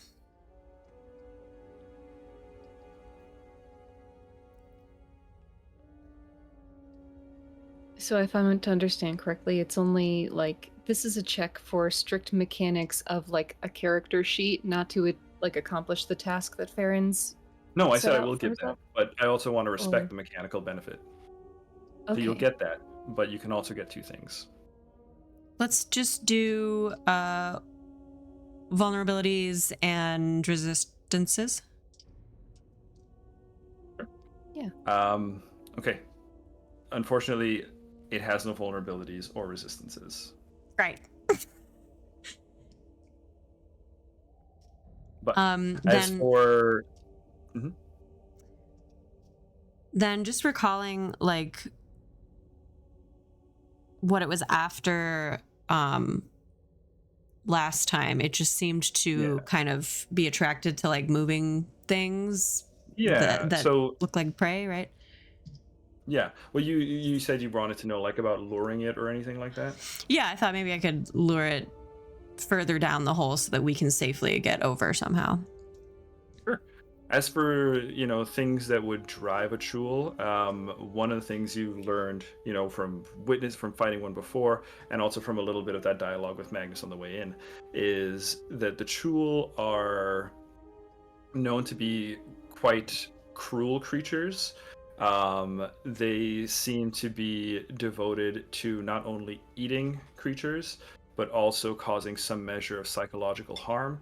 And they tend to, and their lairs tend to be littered with, mementos of their favorite meals, victories. But they are also capable of speech and reason, though they will rarely speak with species outside of their own, unless it is to taunt them before they eat them, which I think Finn had somewhat experienced before. But as far as preferred prey, really any sort of like living creature, it would be its ideal prey. Anyone who looks wants juicy. to cause things. Yeah. All right. They're pretty terrible creatures. Well, unless we have a way to seal off this hole, it's likely going to come after us as we cross over. Unless, Cress. Yeah. You have experience communicating with different kinds of creatures, yes? I do. It's not going to be easy, but there is a chance you could convince it to let us pass. If you're able to make a speech connection. Connect to it. What does it want? Chul are known to be very cruel. They want to cause psychic damage and Hang on. Psychic damage is a mechanical thing. Yeah, sorry, not a capital P. Like psychic damage. Yeah, Okay. yeah. They like to taunt and play with their prey. Make them Like a feel cat. lesser. Yes. All right. Cress will, since they can see it hiding, Yeah, it's like peekaboo. Down below it, Mhm. and just thinking like a cat. They're going to once again today. They're doing this a lot. Cast Figment, and there is the sound of a mouse squeaking in distress below it. Okay. Let's see. I would take deception here, but I could also see this being an exploitation of nature. So, of the creature's nature. So I will take either option. Okay. This is very Can generous. I- I will take. Can nature. I aid? You certainly can aid. Could I have used the root reading to kind of give Cress a idea of a spot, because I can sense down in that pit You can area sense down and into be the like, tunnel. "Hey, Yeah. do it here. It will look the farthest away from us." Sure. Okay. Yeah, I think so. Like Go that ahead for and that. make your aid check. For that, because it's you're using it kind of based off of your spell, I will allow you to use your spell skill, or I would also take. I think deception works here too, or even perception. So yeah, either your spellcasting skill, deception, or perception. Gotcha. I see any one of those as viable here. Gotcha. I'm gonna use deception. Any Deception. assistance will be appreciated. I rolled a 10 on the dice. which is a total of 24, but it's I'll still use my not, hero point. not a great number. Yeah. Well, it's better than what I rolled the first time. That's a 13 total for me. I rolled a Okay. 1 and then a 2. Oh, I'm sorry. No. Unfortunately, to aid, the DC is a 15. Would you take so an aid there's- from Farron since she was like explaining all this to Cress? I don't want to like start piling on the check.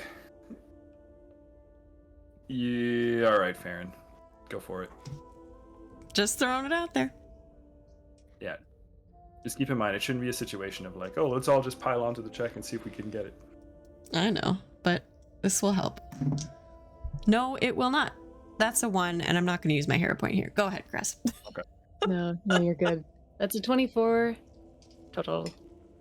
24 total.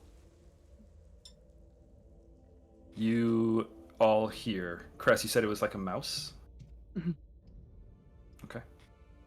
You all hear the squeaking and squealing of a helpless rodent down in the cavern.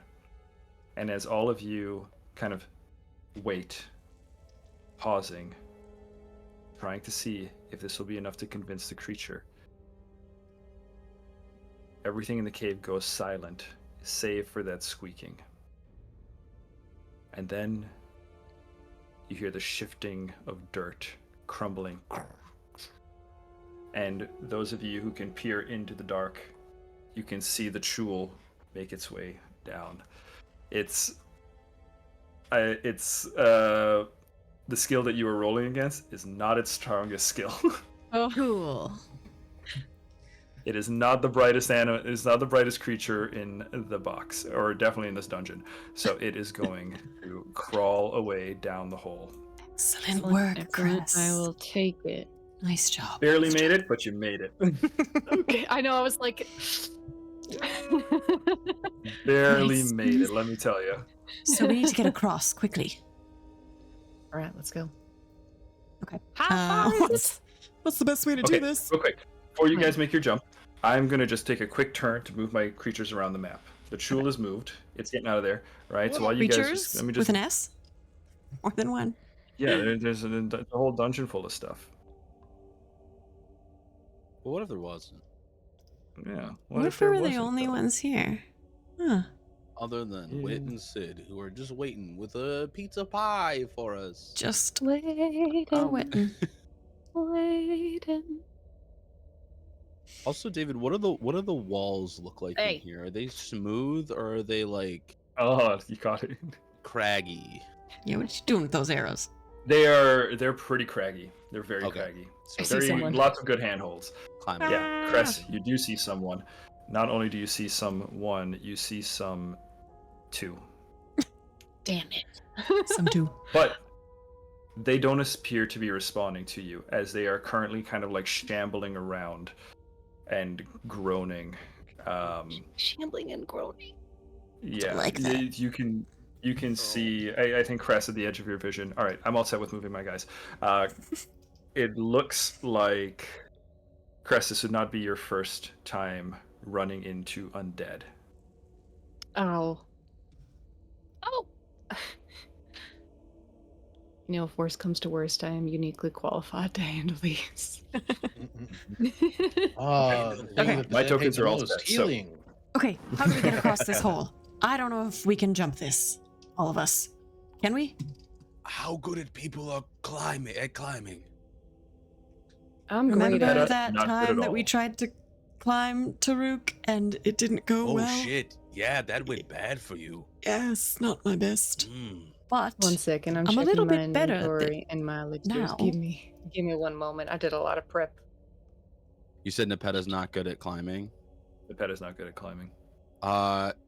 You s- Sorry, Adam. Go ahead. I was just say Taruk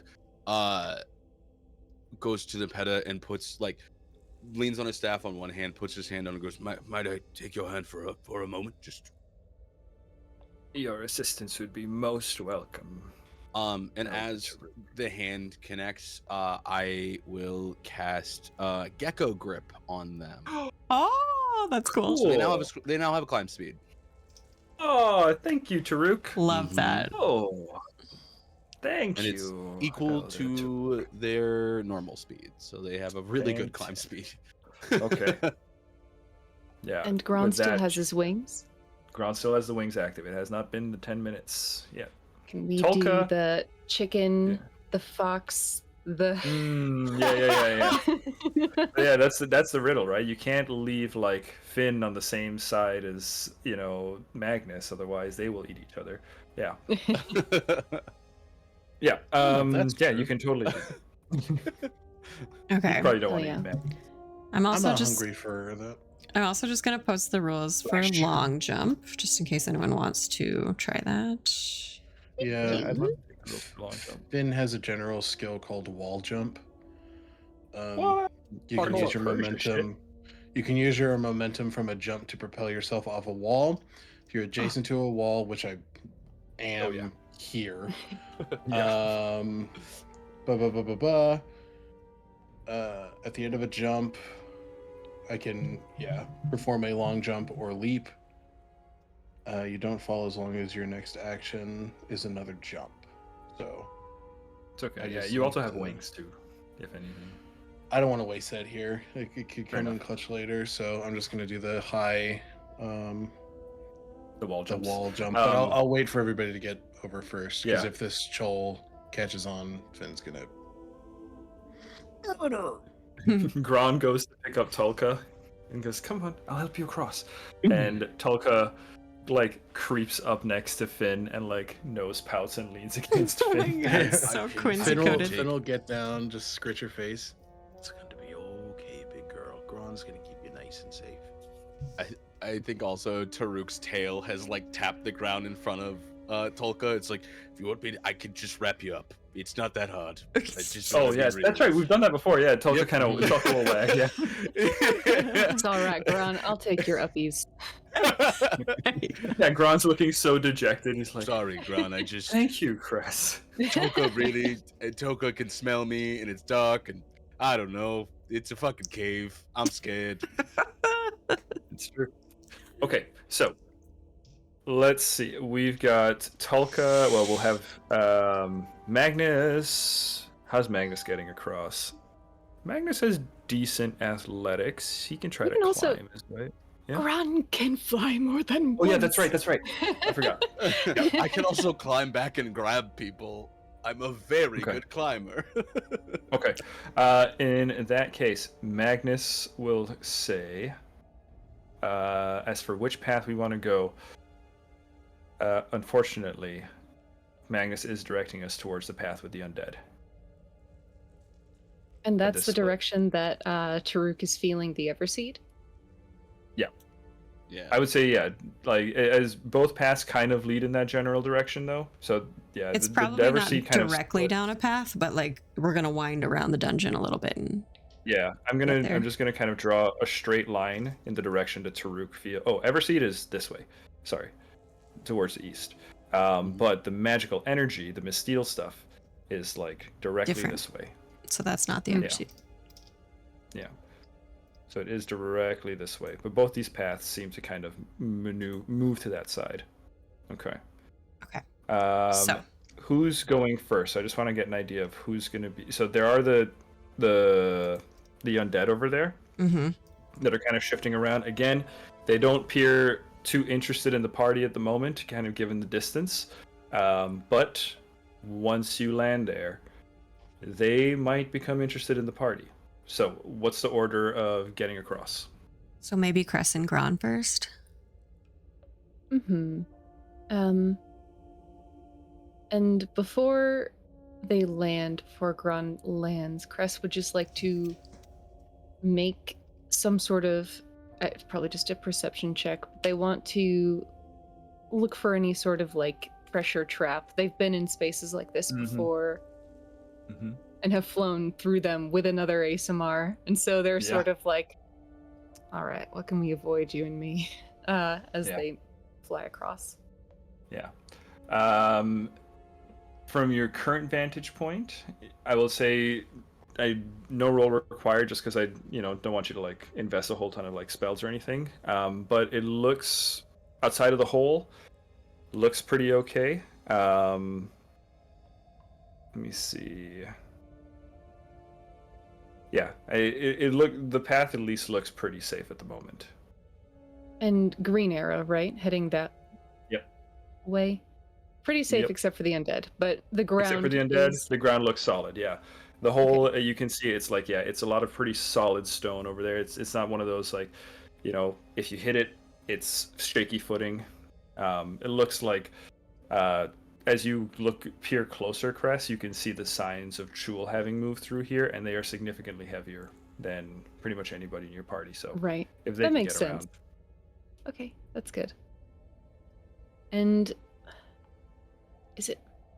Chris is wondering if it's a proximity thing or if it's a sense thing. Sorry, I can speak, I promise. They're going to...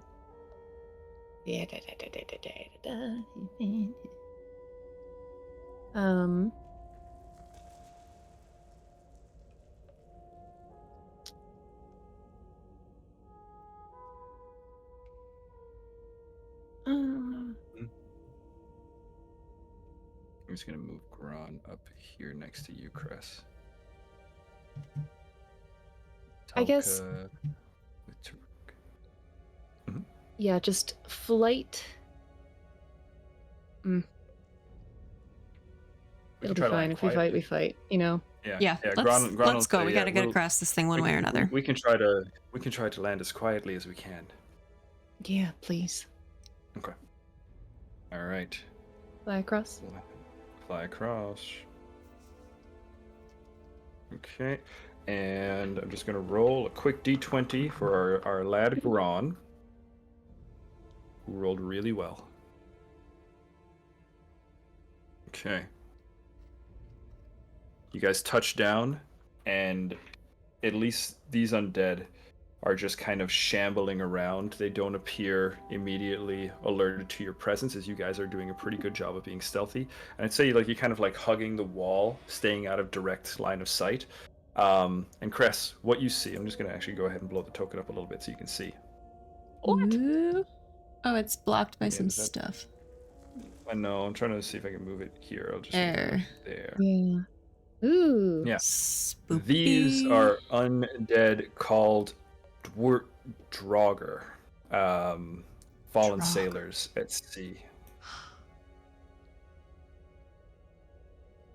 How long they've been here, hard to say, but you can see their armor looks, well, now it's pretty dry, but you can imagine once it would have been waterlogged and, incredibly heavy. You can see them armed as they're moving around with great axes.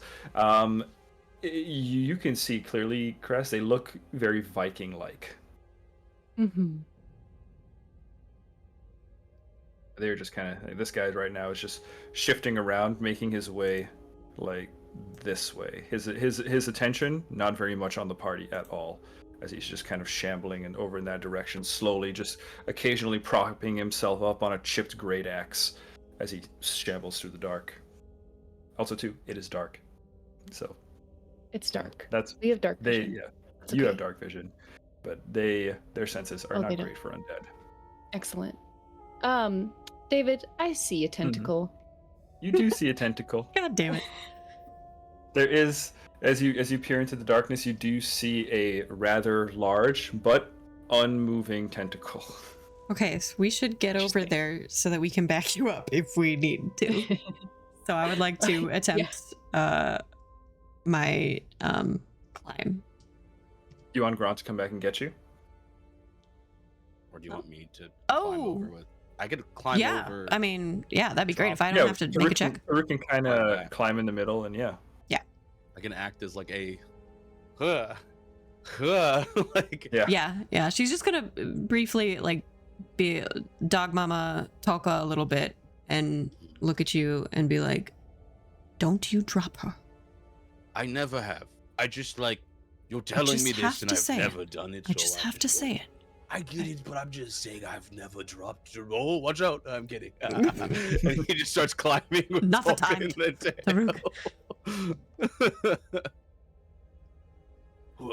Okay, so we got your back Trying to now. be quiet. And I think he lets Tolka go, and then like it's Taruk. Like I imagine it's like you see Taruk like finding handholds and stuff like that, and gets across, drops Tolka and does like a shh, and then climbs back across. The tail wraps around Farron, and he starts going again. Oh my god, it's so cool. It's like, hold on, spider monkey. Like he's While going. backpacking you. Yeah. We'll have Nepeta hop over too. Nepeta, thanks to your gecko climb, doesn't have like gecko pads, but has like longer roots that can kind of just puncture into the stone that she can use to kind of keep herself supported as she makes her way over. All right, Magnus. So Magnus and Finn. Magnus sits there and goes, "I'll take a handover as well if you don't mind. It seems certainly to be the safest option." Gotcha. Thank you, Elder. Climbs over. Okay, hold on tight. Don't let go. You can feel as he's holding on to you, you can actually feel his skin like kind of sliding and shifting on, against yours. I think on that climb, there's definitely Taruk going, oh god, okay, yep, okay, Ooh. yep. Well, hang on, Taruk. If that's the case, I do want to check for this one. Okay. Wait. Give me a athletics check. Athletics check? Yeah, the other folks that he carried over, he's used to climbing over. Yeah. Farron, Tulka, you guys have a system figured out, right?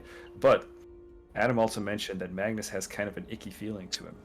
So I kind of want to see. Well, his skin is moving. That's right. That's right. Yeah, there's a little bit of uncertainty here. I want to see a dice. That is shit. That's a nat 1 Uh, plus 13 to make Do it you have- 14. Do you have hero points? I don't. you used it on that Okay. fucking aid. Okay. Shit. All right. Let me just back some stuff up here. Get your grab and edge ready. Magnus is going to try to grab an edge as he is kind of like writhing against you, Taruk. Stop There's- moving. There's a shudder against your sin. He goes, "I am not moving. I can't help it." I don't think you know what moving is if you think you're not doing it. Oh, just watch. Oh, no! Magnus is going to try to grab an edge. Oh my god. Oh my god. Stop. We need our guide. I got him. Is I know. Finn is. How about Could a Finn? rope? Hang on. I want to hear what Okay. Finn's got. Could grabbing an edge wouldn't help here, would it? You Or Can other try to grab- handhold? Could I Yeah, say like- that Magnus's hand is a handhold? Yeah, you can try. Yeah, I don't mind like players trying to grab each other as edges. you know? Okay. Can I? Um. Yeah. Because what's So it's a reflex. I rolled a natural 1. Yeah.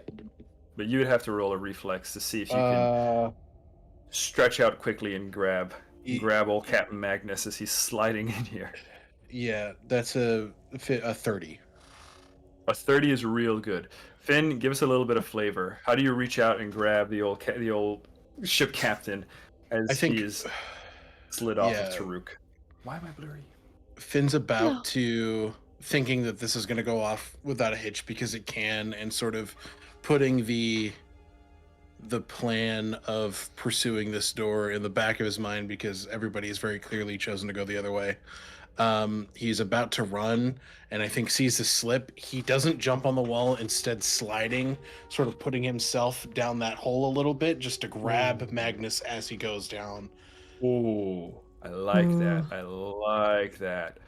Okay, Finn, I'm gonna have you guys kind of positioned here. Now, here's the thing. That's fine. Old Captain Magnus with a nat 1.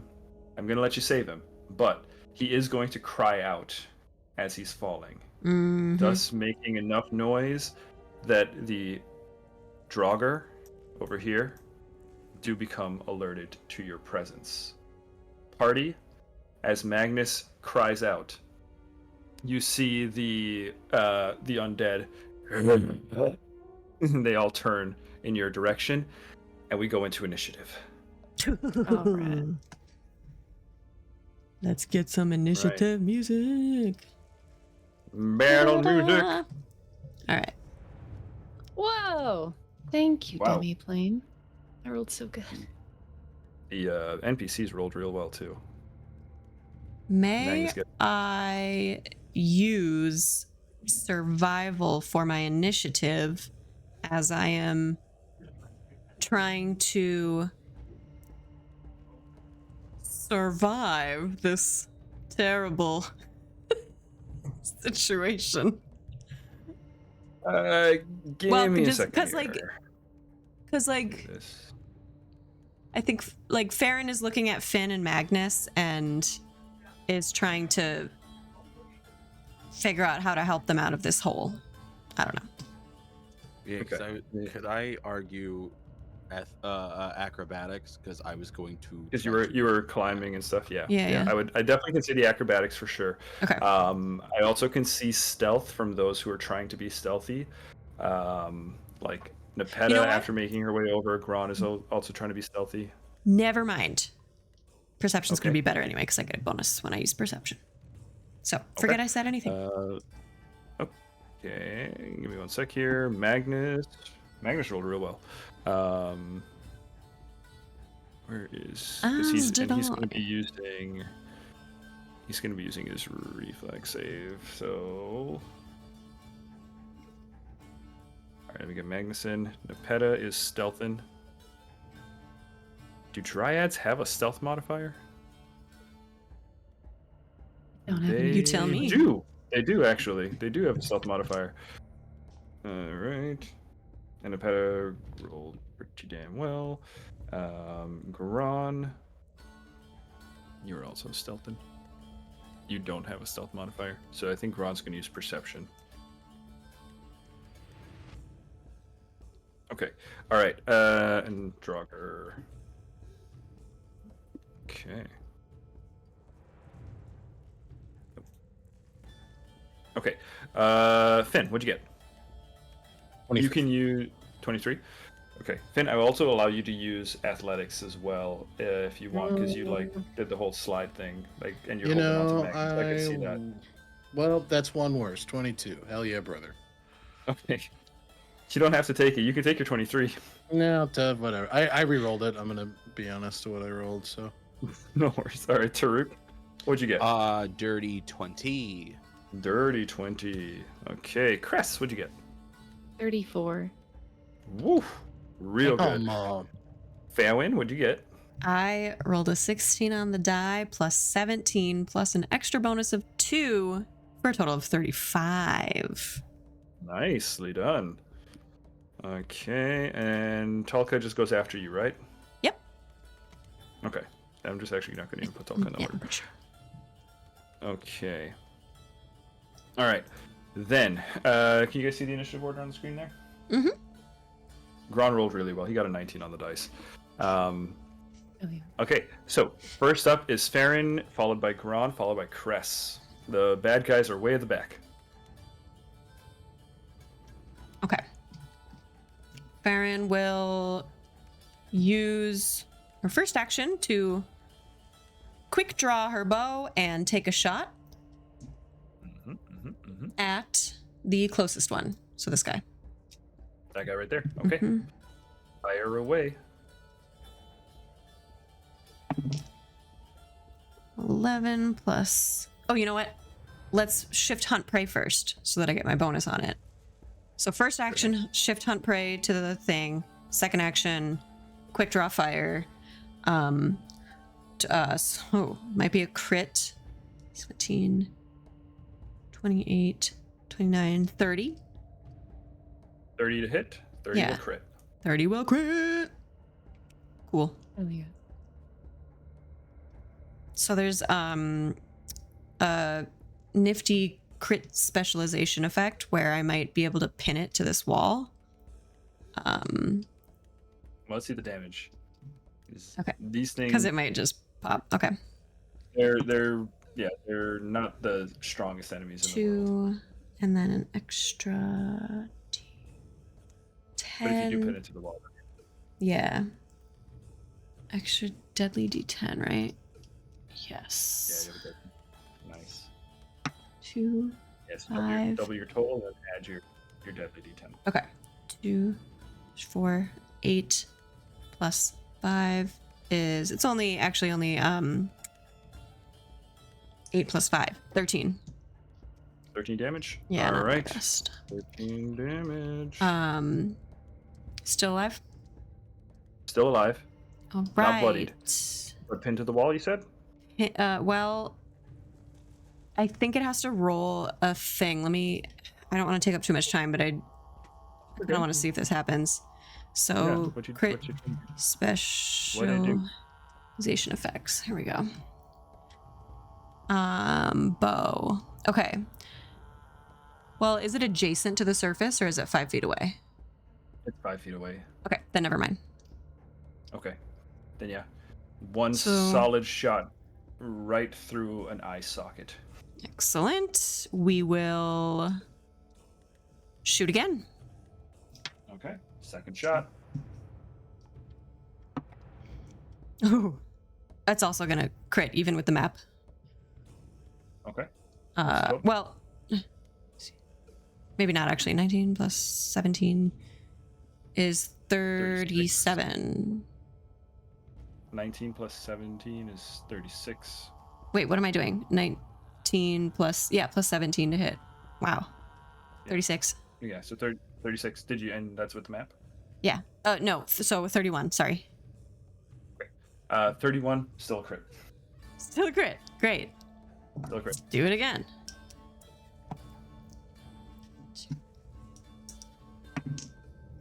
Plus 2, 4, 8, 9. It's just 10. My bows are not 10? great. Yeah. Do you have a striking rune on that? Yeah. Okay. Or a weapon right. potency rune, yeah. Yeah, that's the one. Okay, well, it is bloodied for a skeleton. Okay, that's good. Yeah, you shot through one arrow going through the eye socket, kind of breaking off the bits of skull in the background, and then another shot kind of lodged into the side, arrow now sticking out of its chest and its armor as it's just doing its best to stay aright. It is quite hurt. Great. I think Tulka's right after you. Tulka's right after, and because I have my hunt prey on him, she can strike right away. She can stride and strike. Alrighty, we'll stride So and this will strike. be a Jaws attack. All right. Ooh, my God, I'm rolling fire. This is 17 on the die, 31. Crit. Excellent. 2d8. 3 plus 3s. So do you add the the modifier, or do you double the modifier too? I always forget. Mhm. Yeah, so So you add your roll modifier and double that. double all of it. Yeah, And so then 9, so it's dice, 18. just that. 18, 18. All right. piercing. How would Tulka like to do it? Tulka sees me shooting arrows and understands that this thing is a threat. She runs up to it, grabs it by the thigh, and just does a death shake and shreds it up. Nice. Yeah, chunks of bone all just kind of falling to the floor as this thing is now just disassembled as it's been shaken. All right. Good girl. Clean. All right. Okay. Gron is up. Gron is going to take first action to draw his bastard sword. Second action is going to be to close in on this feller down here. Just within range. Yep. Tentacle. I think Cress will Yeah. say. Tentacle. He's not gonna pass. He's not gonna get into tentacle range or not like touch it, but he's gonna get up there. Second action will be to strike. It's not a Sweet great love one. with the tentacle. He makes sweet, sweet love with the tentacle. That's 3 All It's actions. right. one of those warnings that makes you stop. Like, what do you mean? Tentacle. Yeah. Tentacle. Tentacle. Crest getting more and more done the more they have to repeat it. Like tentacle. Tentacle. That's my safe word. Tentacle being the safe word is That's crazy. diabolical. Diabolical. Oh my All God. right. It is still standing. It is bloodied as Gron closes the distance and takes a chunk at it with his bastard sword. Draw, stride, a strike. Okay. Cress, you're up. Nepeta on deck. Okay. Cress would like a reflex save from this one as they Okay, you cast got it. Scatter Scree. Ooh, I don't know what it does, but I'm scared. It's very flavorful for this space. I think in this instance, because of where we are, stalagmites do jet up from the ground, and I need a reflex save where he takes damage. All right. Reflex is going to be a 14. That's a crit fail. What does anything happen on a crit fail? Oh, no. Yeah, If it's a he'll take basic save, double the it'll- damage. Sick. So I rolled 14. So 28 damage, bludgeoning, and then the ground in that area becomes difficult terrain for the duration of the spell. I can choose to or no, you're not. Sorry, I thought this was a one you could sustain. It's just that for a minute. Nice. Damn. They can use an interact action to clear the square of the scree, though. Okay. Good to know. Good to know. Yeah, it is messed up as those stalagmites pop out of the ground. It was like starting to pick up speed as it's running towards the party, and just as it like puts a foot down, just stone erupting from the earth. And it's 2 5-foot squares of contiguous space, so I think just these two make sense. Okay, I'll do a quick little draw. And then last action, Crest raises their shield just in case. Nice. Always a good choice. That's my turn. All right. Actually, Button, do you want to draw the square, or just put the arrows out for me again? Just so I can make sure I measure this right. Yeah, they're. Please, the space he's in, because I had to hit that space, and then like heading up in this direction. Okay. You okay with like something like that? Morphic. Okay. I imagine and it you're doesn't hit avoiding the other any- guy, just to like be fair. It Sure. like it doesn't have the reach to hit him. No worries. I'll do that. Okay. Nicely done. All right. Clean turn, Cress. Spell and shield. Love it. All right. Oh, shit. I just realized something. Also, I just realized something too. If you guys will allow me to do one little retroactive thing, there is an effect when Tulka kills the Draugr. I do need a will save from Tulka. Okay. Just looking at saves here. Survival, strength, wisdom. Oh, there it is. Okay. Oh, Will shave from the roll. it's great. 33. Guys, I have not 33 rolled is below a a- 15 in like 6 rolls. Wow. All right. 33 is a crit success. There is no ill effect from Tulka. Good. Okay. All right. Okay, so Nepeta is doing a thing. Nepeta, what can you do here? Nepeta. Well, I'll tell you, I don't think Tree Meld is going to do anything. And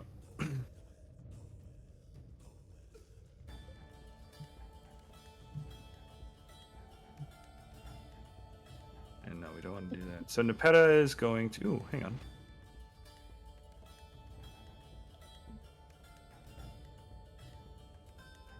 Nepeta is going to use Tanglevine on the one that's fighting Gron. That is a cantrip, 2-action cantrip. So Nepeta, we'll just have you kind of move up here next to Cress. Is that within the range? Yeah, 30 feet, easy peasy. Okay. Spell attack roll. Not a great roll from Nepeta. Not a great roll. Yeah, unfortunately, Nepeta misses. She rolled a 2 on the dice.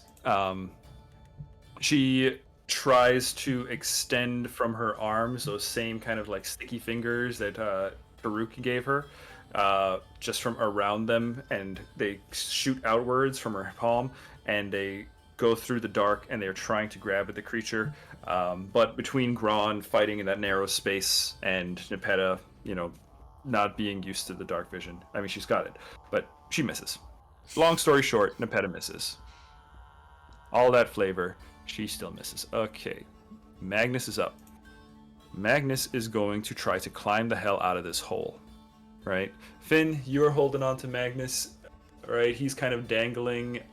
He is going to grab the wall, the stone next to him, and he is going to try to make his way up. So we're going to start with an athletics check from Magnus. Okay, that still makes the DC. It's not a great roll, but climbing on this stone isn't hard. So Magnus will shift his... Finn, your hand is free as Magnus can now shift his weight onto the stone. He's got a pretty good handhold. And then he's going to take his next actions to move up and climb out of the hole and get right here, right by you, Farron. Come on. Token. There you go. All right. Magnus is out of the hole. Right, Finn, you don't have to hold him anymore, but yeah, that's 3 actions to get out of there. All right, Finn, you up. You have your one hand gripping the ledge, one hand free. And you're holy. I'm not able to Prove do. on deck. I'm not able to do like a jump action to get to the other side, right?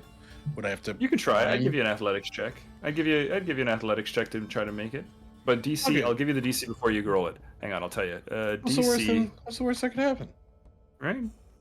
DC is going to be 22. No, yeah, light work. Athletics. Athletics. Oh yeah, that's right. You're really good at that. Natural Yeah. 20, baby. Hey. For Okay. 36. I've got Okay. so much for people who are about to fall, and I keep being like, This is now the second time in game that I've said light work to something David thinks Yeah, is gonna and then fuck you- me, and it's been a natural 20. Yo. All right. There's not a whole ton of room there, Finn, but yeah, you can totally like jump over to the other side, and you don't. I won't say that you're like in the hole, but you're like gripped onto this like wall here next to Farron. Sounds good. Yeah, that's great. I don't think there's any particular flavor. It's basically just a hyper aggressive pull up. Yeah. There you go. He's doing the just- salmon ladder. Yeah, exactly. And Goes, then warrior. and then like accidentally just goes really far. It's God of War, the climbing scenes. Yeah. Yeah, climbing just in God of War. Yeah. Yeah. Sick. All right, 2 actions left, Finn. Yeah, sure. Okay. Yeah, 1 action to do the I thing, and then you get 2 more. Completely fucking forgot. You good? And do we know that one's over here? No. Ooh, I did not know that. No. Don't know that. That's where this one emerged from, the one that Tolka took down. I'll move. The Tolka Use takedown. My second action to move here. Oh. So I've There's got the 25 feet. Bink. I'll get right next to Gron. you hear And- behind you, Anatole. Press. You see, there are no words exchanged. Finn looks back, horrified, just like I saw it. Blushes. He's like, is that positioning fine, David? It's a little tight. I'd say you'd have to kind of you're squeezed that in okay? there. Yeah, that's fine. Okay. I just want to make sure I should. Well, It looks so much like a family portrait, like your hands are on Gron's shoulders. holding. I'm prom posing Gron right now. One hand on the shoulder. I should actually be able to. What's my reach on you? Yeah, you can probably hit just fine. I think you Finn. can hit him. Yeah, you can probably hit him right there. Oh yeah, I don't even have to be that up Gron's ass. So I will, Wretch. I will No, say stay like there. right. Okay. I'll use I like my the last, I like the portrait. the swing on the guy. Get him. Expert storytelling. I swing the guy. I swing the guy. God, how much is that? 17 plus 19, 36. Counted it myself. That's a crit. Yeah, that'll crit him. A quit, you say? Quit. Finn Wing that- parkours out of the hole, runs across the field, and just decks Wing this dude. that quit over here. Oh, hang on, Finn. I have yeah. to ask you. Yup. Do you have your weapon drawn? I think he would have walked down with the axe. I don't think he would have had the shield out. Okay. But Well, just because. I'll Yeah. all right, action Yeah. to pull the axe out, sure. Yeah. I'm sorry. I just No, gotta. you're good. I gotta do it. Okay. Damn you, action economy. I'm sorry. There's an action economy. You I get quick was draw. so psyched to get quick draw as Farron. It Yeah. makes me really happy. Yeah. I'm sorry, just because I was just tracking, like, you had one No, hand you're holding the fine. ledge, one hand holding the Magnus. You could unarm strike him. I could, mean, like, kick yeah, his Oh, true. head. I'm not gonna waste the action on that. I'm just gonna Draw yeah, I'll draw you. Okay. Fair enough, All as right. we say. Fair enough. Taruk. You up, bud? Right. So I think as Magnus and Finn get over, Taruk was primed to turn to help them, and sees them run past him / get up on the ledge, and he goes, right, and then turns back and sees just a funnel of people and goes, I can't really do shit, and then but you've got this, and that's how I'm gonna spend my turn, because I literally can't do anything. You don't have could- any range. I'm a melee fighter. You could guide people. You could try to get past them. You could. So if you wanted to, you can move through your ally squares for free, Okay. and then you would have to tumble through. So you'd have to spend another action to tumble through. But then you still have. That'll only leave you with like one action left. Otherwise, the other thing you could do is recall knowledge checks are always good. You can Yeah. grab some stuff from the stat block. Or you could even attempt to, like, I don't know, pick up a stone or something and try to throw a rock at it or something. I think you see, like, as Taruk, like, gets this idea, and he's like, oh, I'm gonna do it, and then sees the fucking tentacle there, and is like, what the fuck is that? And I want to recall knowledge. Recall knowledge on the see tentacle. If I know what the fuck this tentacle is from. Sure thing. I like that. Like, fully, I think it's like, you see Taruk, like, getting ready and primed to go, and it's like, who? I think that's what we should call recall knowledge from now on. I'm gonna do a what the fuck is that? What the fuck is that? Yeah. I'm gonna make a what the fuck is that this? What do I roll for this? So this will be nature. Netor. Nature. Where's my nature skill? Why can I not read? Words are in front. Okay. Words are tricky, man. I got you. That is gonna be a 13. 13. Dookie today. Yeah, unfortunately, a 13. It's you can confirm it's a tentacle, but what it might belong to, at least at this angle, with all the shit in the way, you can't quite make out, what it might belong to. And that's one action, right? To do That's that? one action. So you can still move and stuff. I think Fine. he just, like, instead it's like, oh, this is gonna suck, and I'm going to cantrip read roots to see if there's any other creatures in the area, but also see if this thing has a body that's hidden just past this like hole that he's like gonna walk into. Good. Very, very good. I like that. All right. Hit me with a read roots. That's a 30-foot, the 30-foot radius thing. Yeah. And I We just just do to the roots in the ground. 30 foots. Impressive. Thank you, my friend. I really appreciate that, honestly. I was really using my noggin on this one. Excuse me, princess. I'm gonna try and thwack the enemy. With a 30-foot read roots, you don't. Unfortunately, you're just out of range. I mean, you can kind of like follow the tentacle as it's kind of like winding through caverns and stone, but it goes deeper past that 30-foot range. Fuck. It is, yeah. It is a long. It is a long tentacle, probably belonging to a large creature.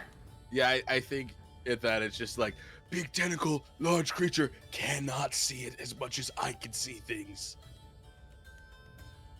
And that's it for me. Okay. The Draugr. Okay, we'll start with the one right here in front of Gron. That one's going to take a swing at Gron with its great axe. Oh, we got a natural 20. Oh. Wait, that's bad. Okay. It was swinging at Grun? It'll swing at Gron, yeah. Shoot. And it does manage to hit him. Okay, so it is going to do... No. I will use my reaction here as well to Retributive Strike. Okay, that's good. All right. Gron's going to take some damage, but I think you're probably going to destroy the crap out of this thing. Okay, Gron's going to be... it's going to be 12 damage to Gron. It also has a hang on. It also has another effect. Finn, you can see grossly enough as it strikes at Gron, just as your the thing that spurs you to take your strike is as it attacks, it splatters rancid flesh and rotting seaweed all over Gron with its grotesque gift ability. So Gron needs to make a fortitude save, which he makes with ease, and avoids being sickened as it strikes into him. Seaweed and all this rot kind of falls onto him, and he's just like, oh, and he kind of strikes down, disgusted, leaving the space for you to take your strike, Finn. It's a 37 to hit. And that'll crit it. That is 24 damage. How would you like to kill it, Finn? Very unceremoniously. I think he just Alright. swings the arm up and just slams into it. I don't think there's any. Big bonk. Yep. Okay. I'm I not do needed. need a will save from you, Finn. The moment of panic when you light up green and you don't think you're going to. Oh. Wait, what did I just say? 20. Is this against a fear effect? It is not. No. Okay. 29. 29 Right. is a yes. You are unaffected. You're good. You're good. All right. That corpse just is splattered against the wall, and it just falls down in a heap of armor, bones, seaweed, and Gron is just kind of like cleaning himself. Oh, thank you, Finn. That was disgusting. Well, no, it's All right. dead. Deader. Second round. Farron, you are up with Gron on deck. All right, am I going to be able to shoot through all these people, or will I have to move? You'll have to. Well, hang on. I shoot You me in can the back take of the head. You can take the shot at that one, but it is going to have a significant amount of cover here. Let me just do a quick little. All right, I'll just do that. Whatever. Actually, yeah, it's actually just gonna have standard cover. It's not greater cover or anything because it doesn't Alright. pass through the center and square. I'll give it a So, yeah. try and see if I can just take this guy out. I will first action shift my hunt prey, designate that guy, hmm and then take a shot with my hunter's bow. Oh, hang on. I'm so sorry. Oh. Farron, I only had one Draugr go Oh, on its turn. The other one still oh, has I it. only see one, so I didn't know there were more. No, well, that one didn't take its turn. Oh. Sorry. My bad. Go ahead, do your thing. Okay.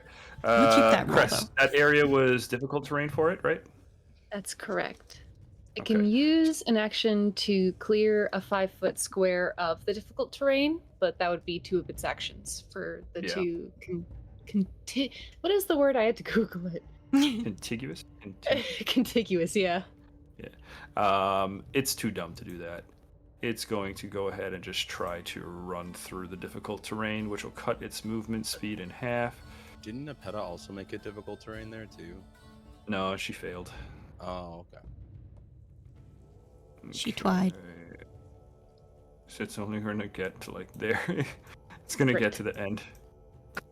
That's one action. It's going to take its second action to move out, and it's going to try to swing at Grond, because he's the one kind of right in the middle there. So. That's a attack that's going to miss against Grond. Yeah. As this one, it's slowed down. Gron can see it coming thanks to the scree as it's kind of slipping and crunching along its way, and it just is very uneven-footed as it tries to take that swing, and Gron easily just leans back. And as he leans back, he lands against Finn's chest, very much now in that prom pose. Cuddling. Okay. Finn makes out passionately with Gron. Ooh. Right the Plot AO3. twist. I knew I saw something there. I Real called quick. it from the very beginning. This.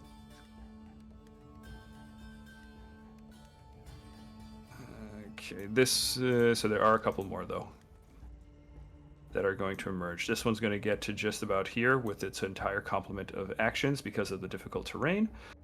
Yay. None of these bastards have range. So I do think they're undead and they're not very bright, so they're all going to just kind of pile up here Line up. in a nice straight line. Oh, you don't say. Maybe I'll do something else then. Yeah. They're all just between the difficult terrain, just eating up all of their movement, eating up their actions. Yeah, that's as far as they get. Sick. As they're all just like shambling forward. Okay, Me. that's Never mind. Stroggers. That's crazy. All right. All right, Farron, now you're up. All right, cool. I am going to... I'm going to... It's not that much damage. No, I'm gonna stick with my original plan and shift hunt prey onto this guy. And I actually just reread Hunter's Aim, and I get to ignore concealed conditions because I have hunt prey on it. Let's fucking go! That's claws! So I rolled a 13 on the dice, plus 17, plus 2, for a total of 32 to hit. I believe that's a crit. That's a crit. Cool. I think Early. that might- And this time I'm gonna do it right and add my precision damage, which is an Yeah, extra don't do D8. I totally forgot that last round. Oh, balls. Really bad. Balls? Well, the one is better. dog real bad. Thank you. 1 on both of Really my not that regular good. damage dies, Hey, they doubled up. plus... Hold on. Plus 2. So 1, 2, 8 plus 9 is 17. Which one are you hitting? The The bloodied bloodied one by Finn. Alrighty, how'd you like to kill it? Great. Straight through the face. Bye. Alrighty. What away.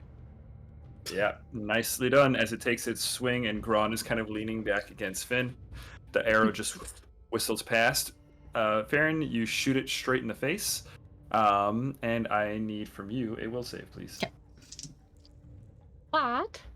Shouldn't be a problem. These things are weird. Oh, what? Oh, it's a natural 20. Oh boy, there you got Dragon. there a natural freaking 20. Ew. Natural 20 is a crit success. You are unaffected. Cool.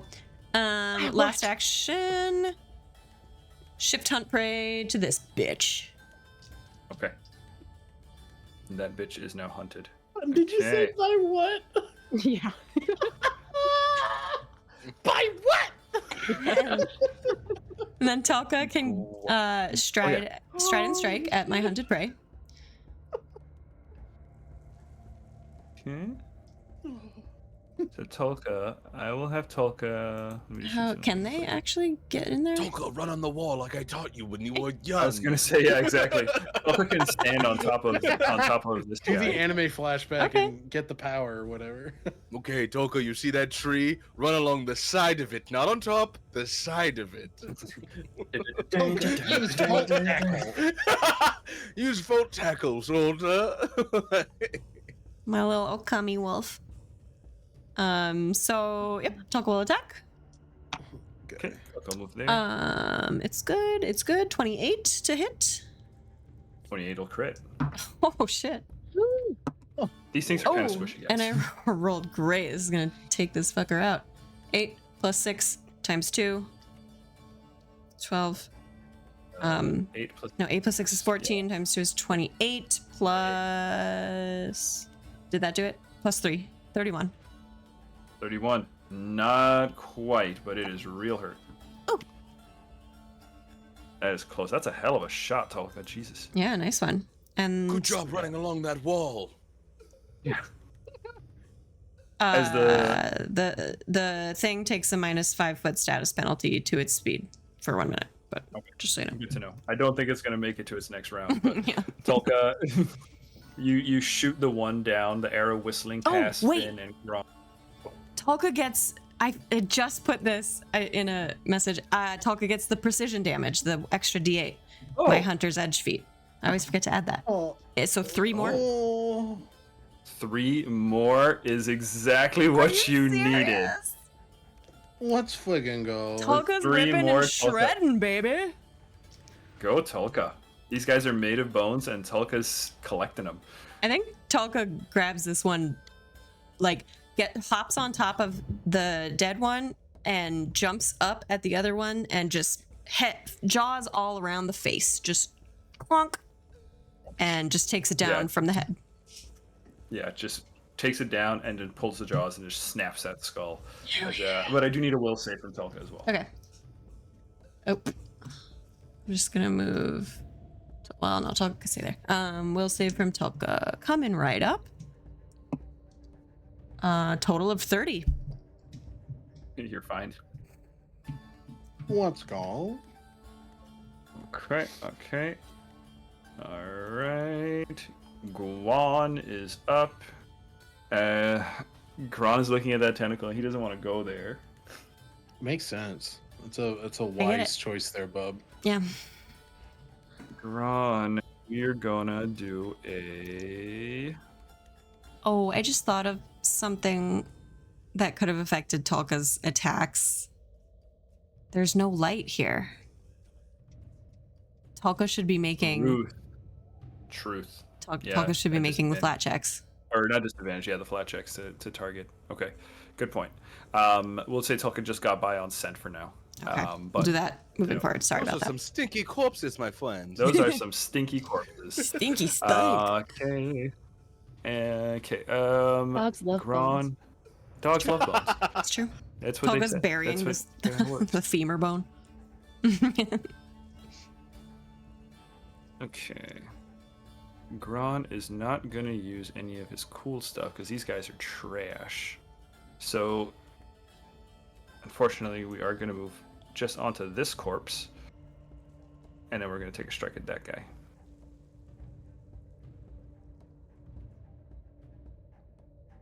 Not a great roll on old Gron here, but it is enough to hit, not crit. Okay. So step, a strike, and this thing is not quite bloodied. We go again with the second strike. Boop. That's a natural 1. So Gron is going to move up, strike once. Guys, I rolled a 3 and a 1. Ooh.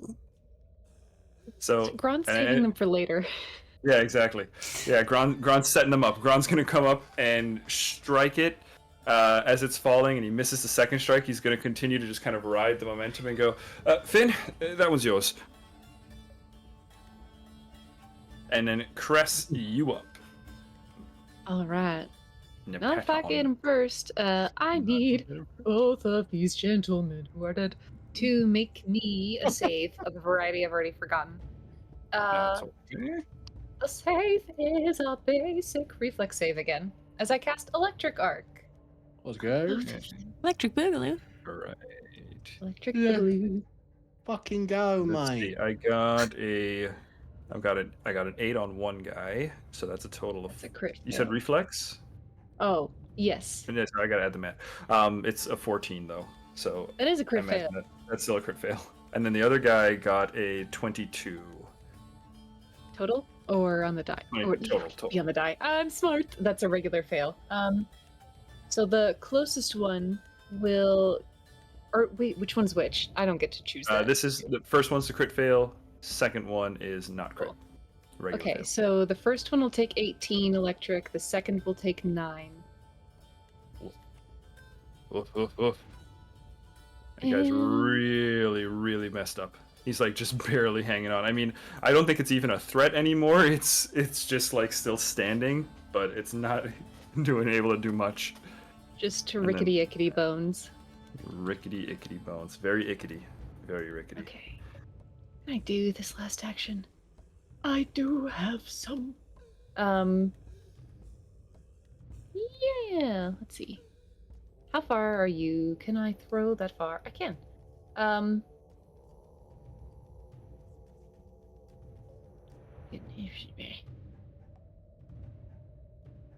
so sorry. You're good. I should have had this prepped, but I changed my You're mind. good. I like these Was to guys move are my just shield. Good. these guys rickety and struggling to stand on the scree as they're just getting pounded. I'm deep in my character sheet too. I have acid flasks. We're gonna do Ooh. that. We're gonna throw it on the furthest guy. Sorry, is he within? But we're not gonna do that. He's within 5 feet of the tentacle. Never mind. We're not throwing anything. We're raising our shield, and we're not falling to Shields. Artificer. Oopsies. Shield Or prepped. alchemist. Oopsies. Yeah. Okay, okay. All right. Okay, then that's you, Cress. Mm-hmm. Okay. After Cress, the next turn is actually going to be Lichul. Let's like here, put you there. Rolled a 31. So it is going to like make its way. It's going to spend all 3 of its actions to start climbing back up this this wall, this hole, as it's. It went after its mouse, found nothing, and is now turned back and is like. And you all hear, coming from down the hole, fresh meat. As it's trying to pull itself up, but its whole turn is to get along the wall here. So it's not up yet, but I would say next turn it's definitely going to be within range of Magnus. Okay, Nepeta. Okay, Nepeta, can you do a thing to maybe stop the old Chul? I don't think so. What is this spell? That casts 1 minute. Nope. I don't think Charm is gonna work. And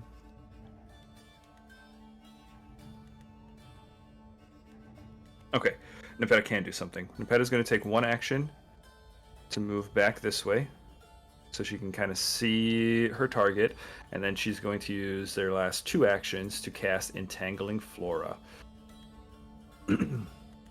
Way along the wall, and she's going to make that wall, the area that the Chul is trying to climb up, difficult terrain as plants and fungi start to just burst out and starting to entangle the Chul.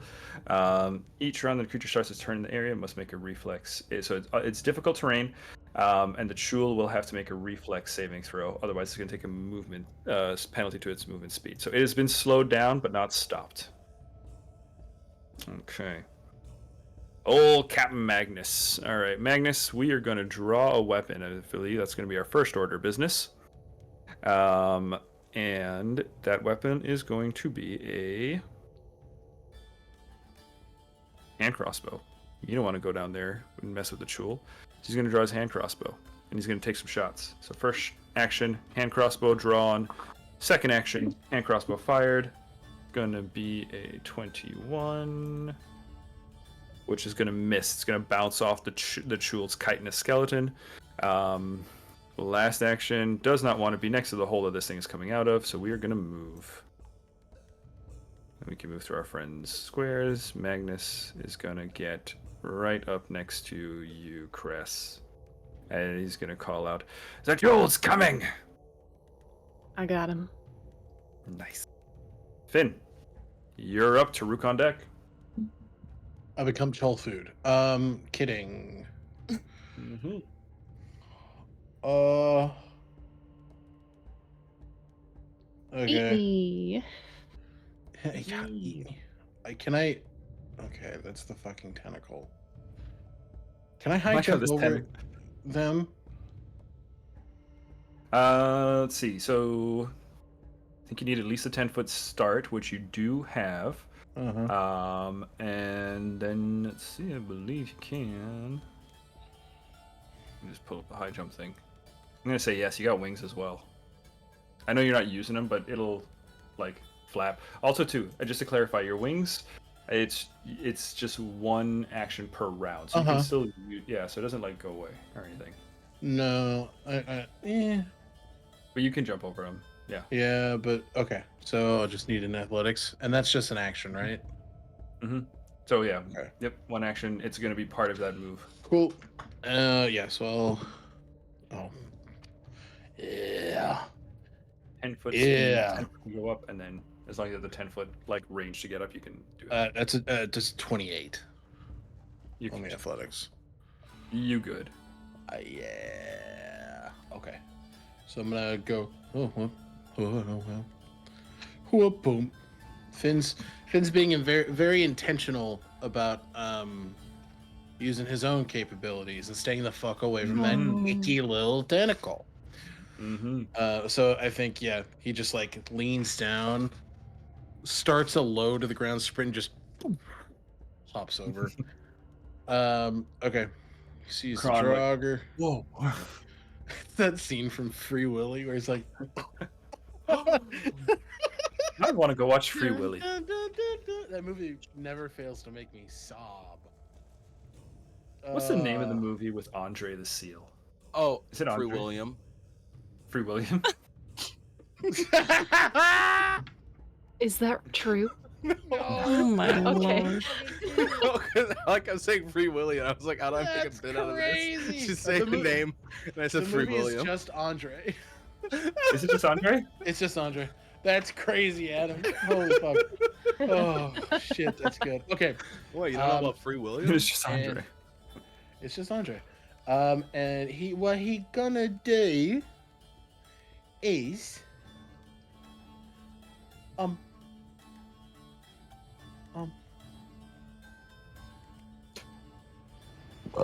pardon.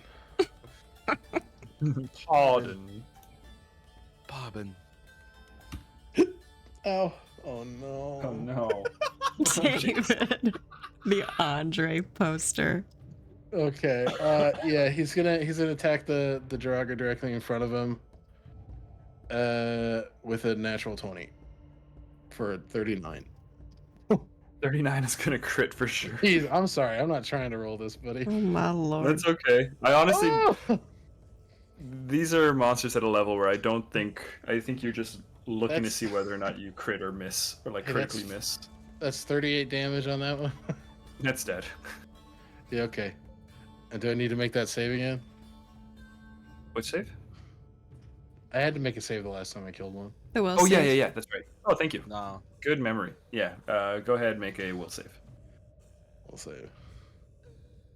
That is a 25. 25 is a regular success. Finally, someone didn't crit success. So, with a regular success, Finn, you are sickened 1. As With a you regular are- success, I'm sickened? Yeah, with a regular damn. success. Critical success. Everybody's been hitting critical successes. And you're unaffected, but a regular success, you were sickened 1. Okay. Right? And Just looking for it. Sickened. sickened. Aww. As you crash into this thing, give us the flavor as you kill it. I think he jumps down, and as he's jumping down, like the axe just comes cleaving this thing down in twain. Mm-hmm. Yeah.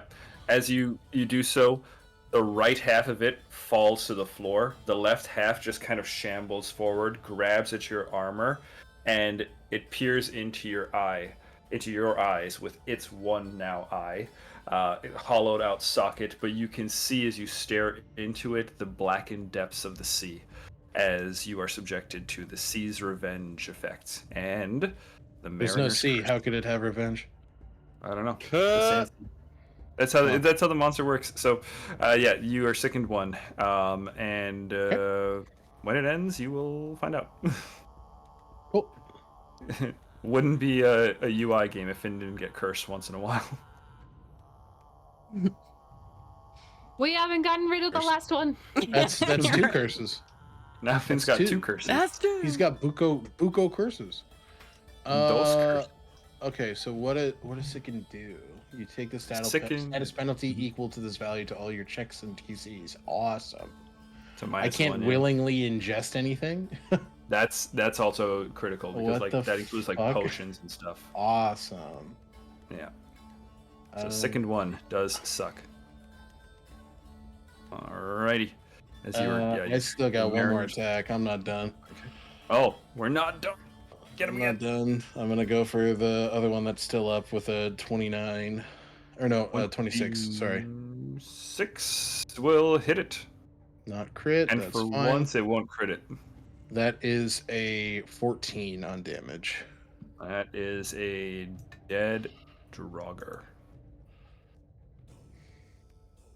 Let me see here. I don't think. Trying to think. I don't think it's gonna go. It'll proc again. You can't be under the effect of the same thing twice, so that applies for curses as well. So yeah, you kill it. Wait. Dead. It's deaded. Okay. Taruk, my friend. So, David, As I your- have a question. Hit me with a question.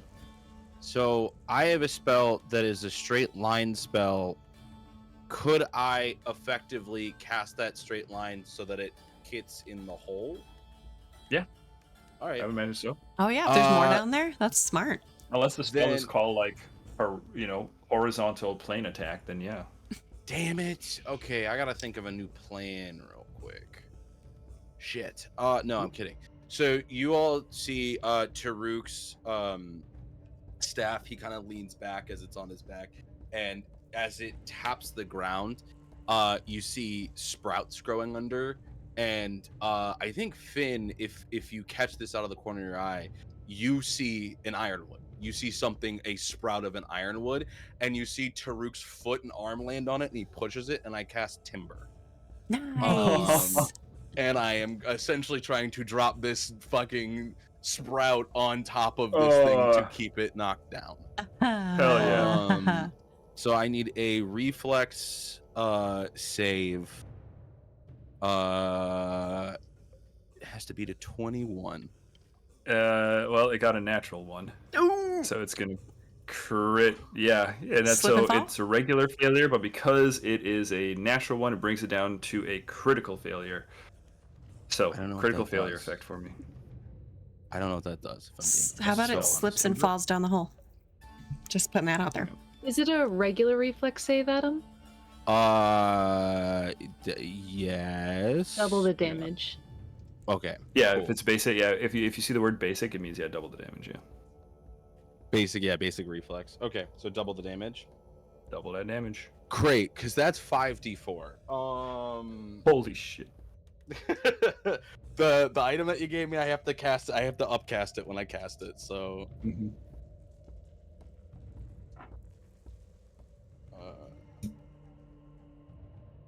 me 1 second.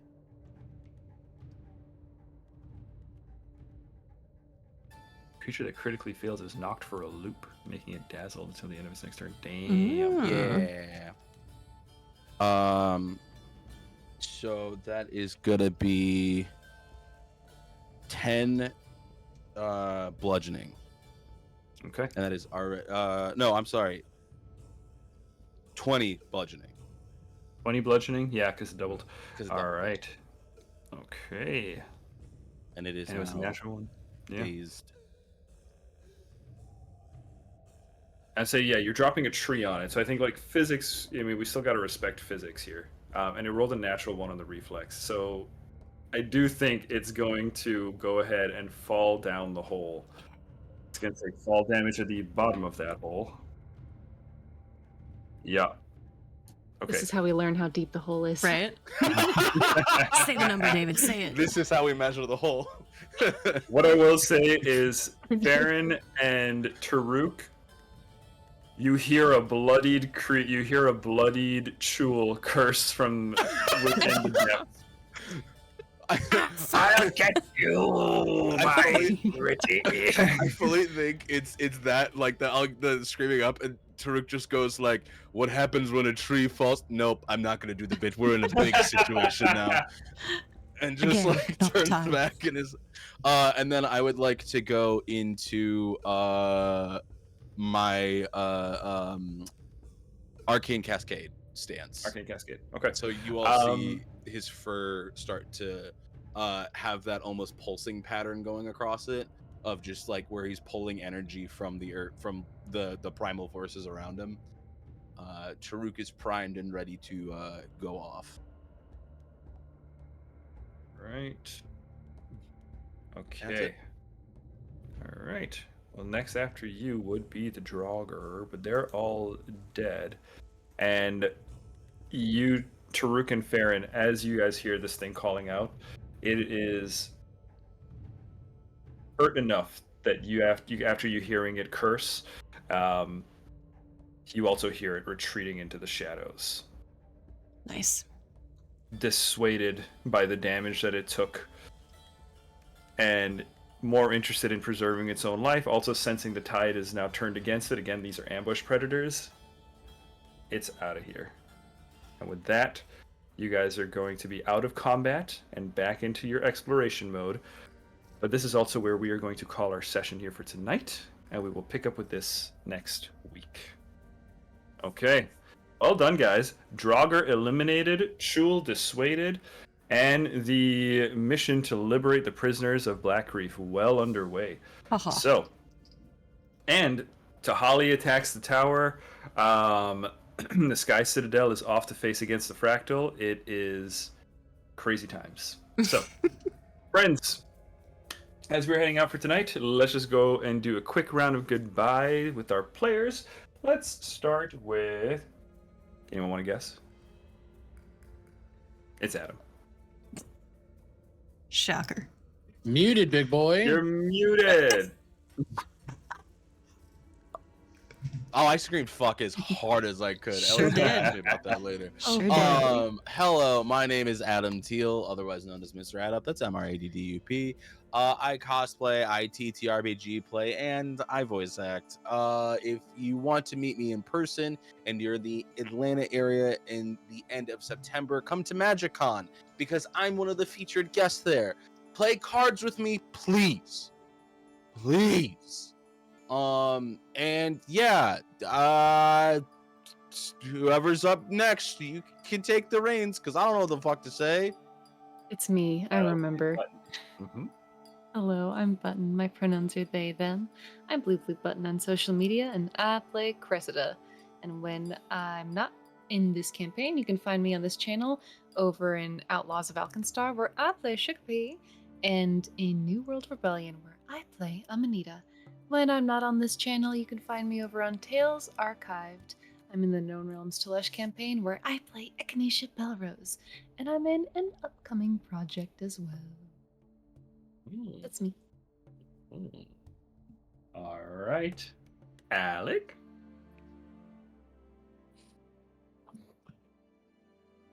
I was gonna do a bit and then I had to cough. Excellent. Hi everybody, my name is Alec. My pronouns are he, him. I played Finn this evening. You can find me all places on the internet, Tales Archived.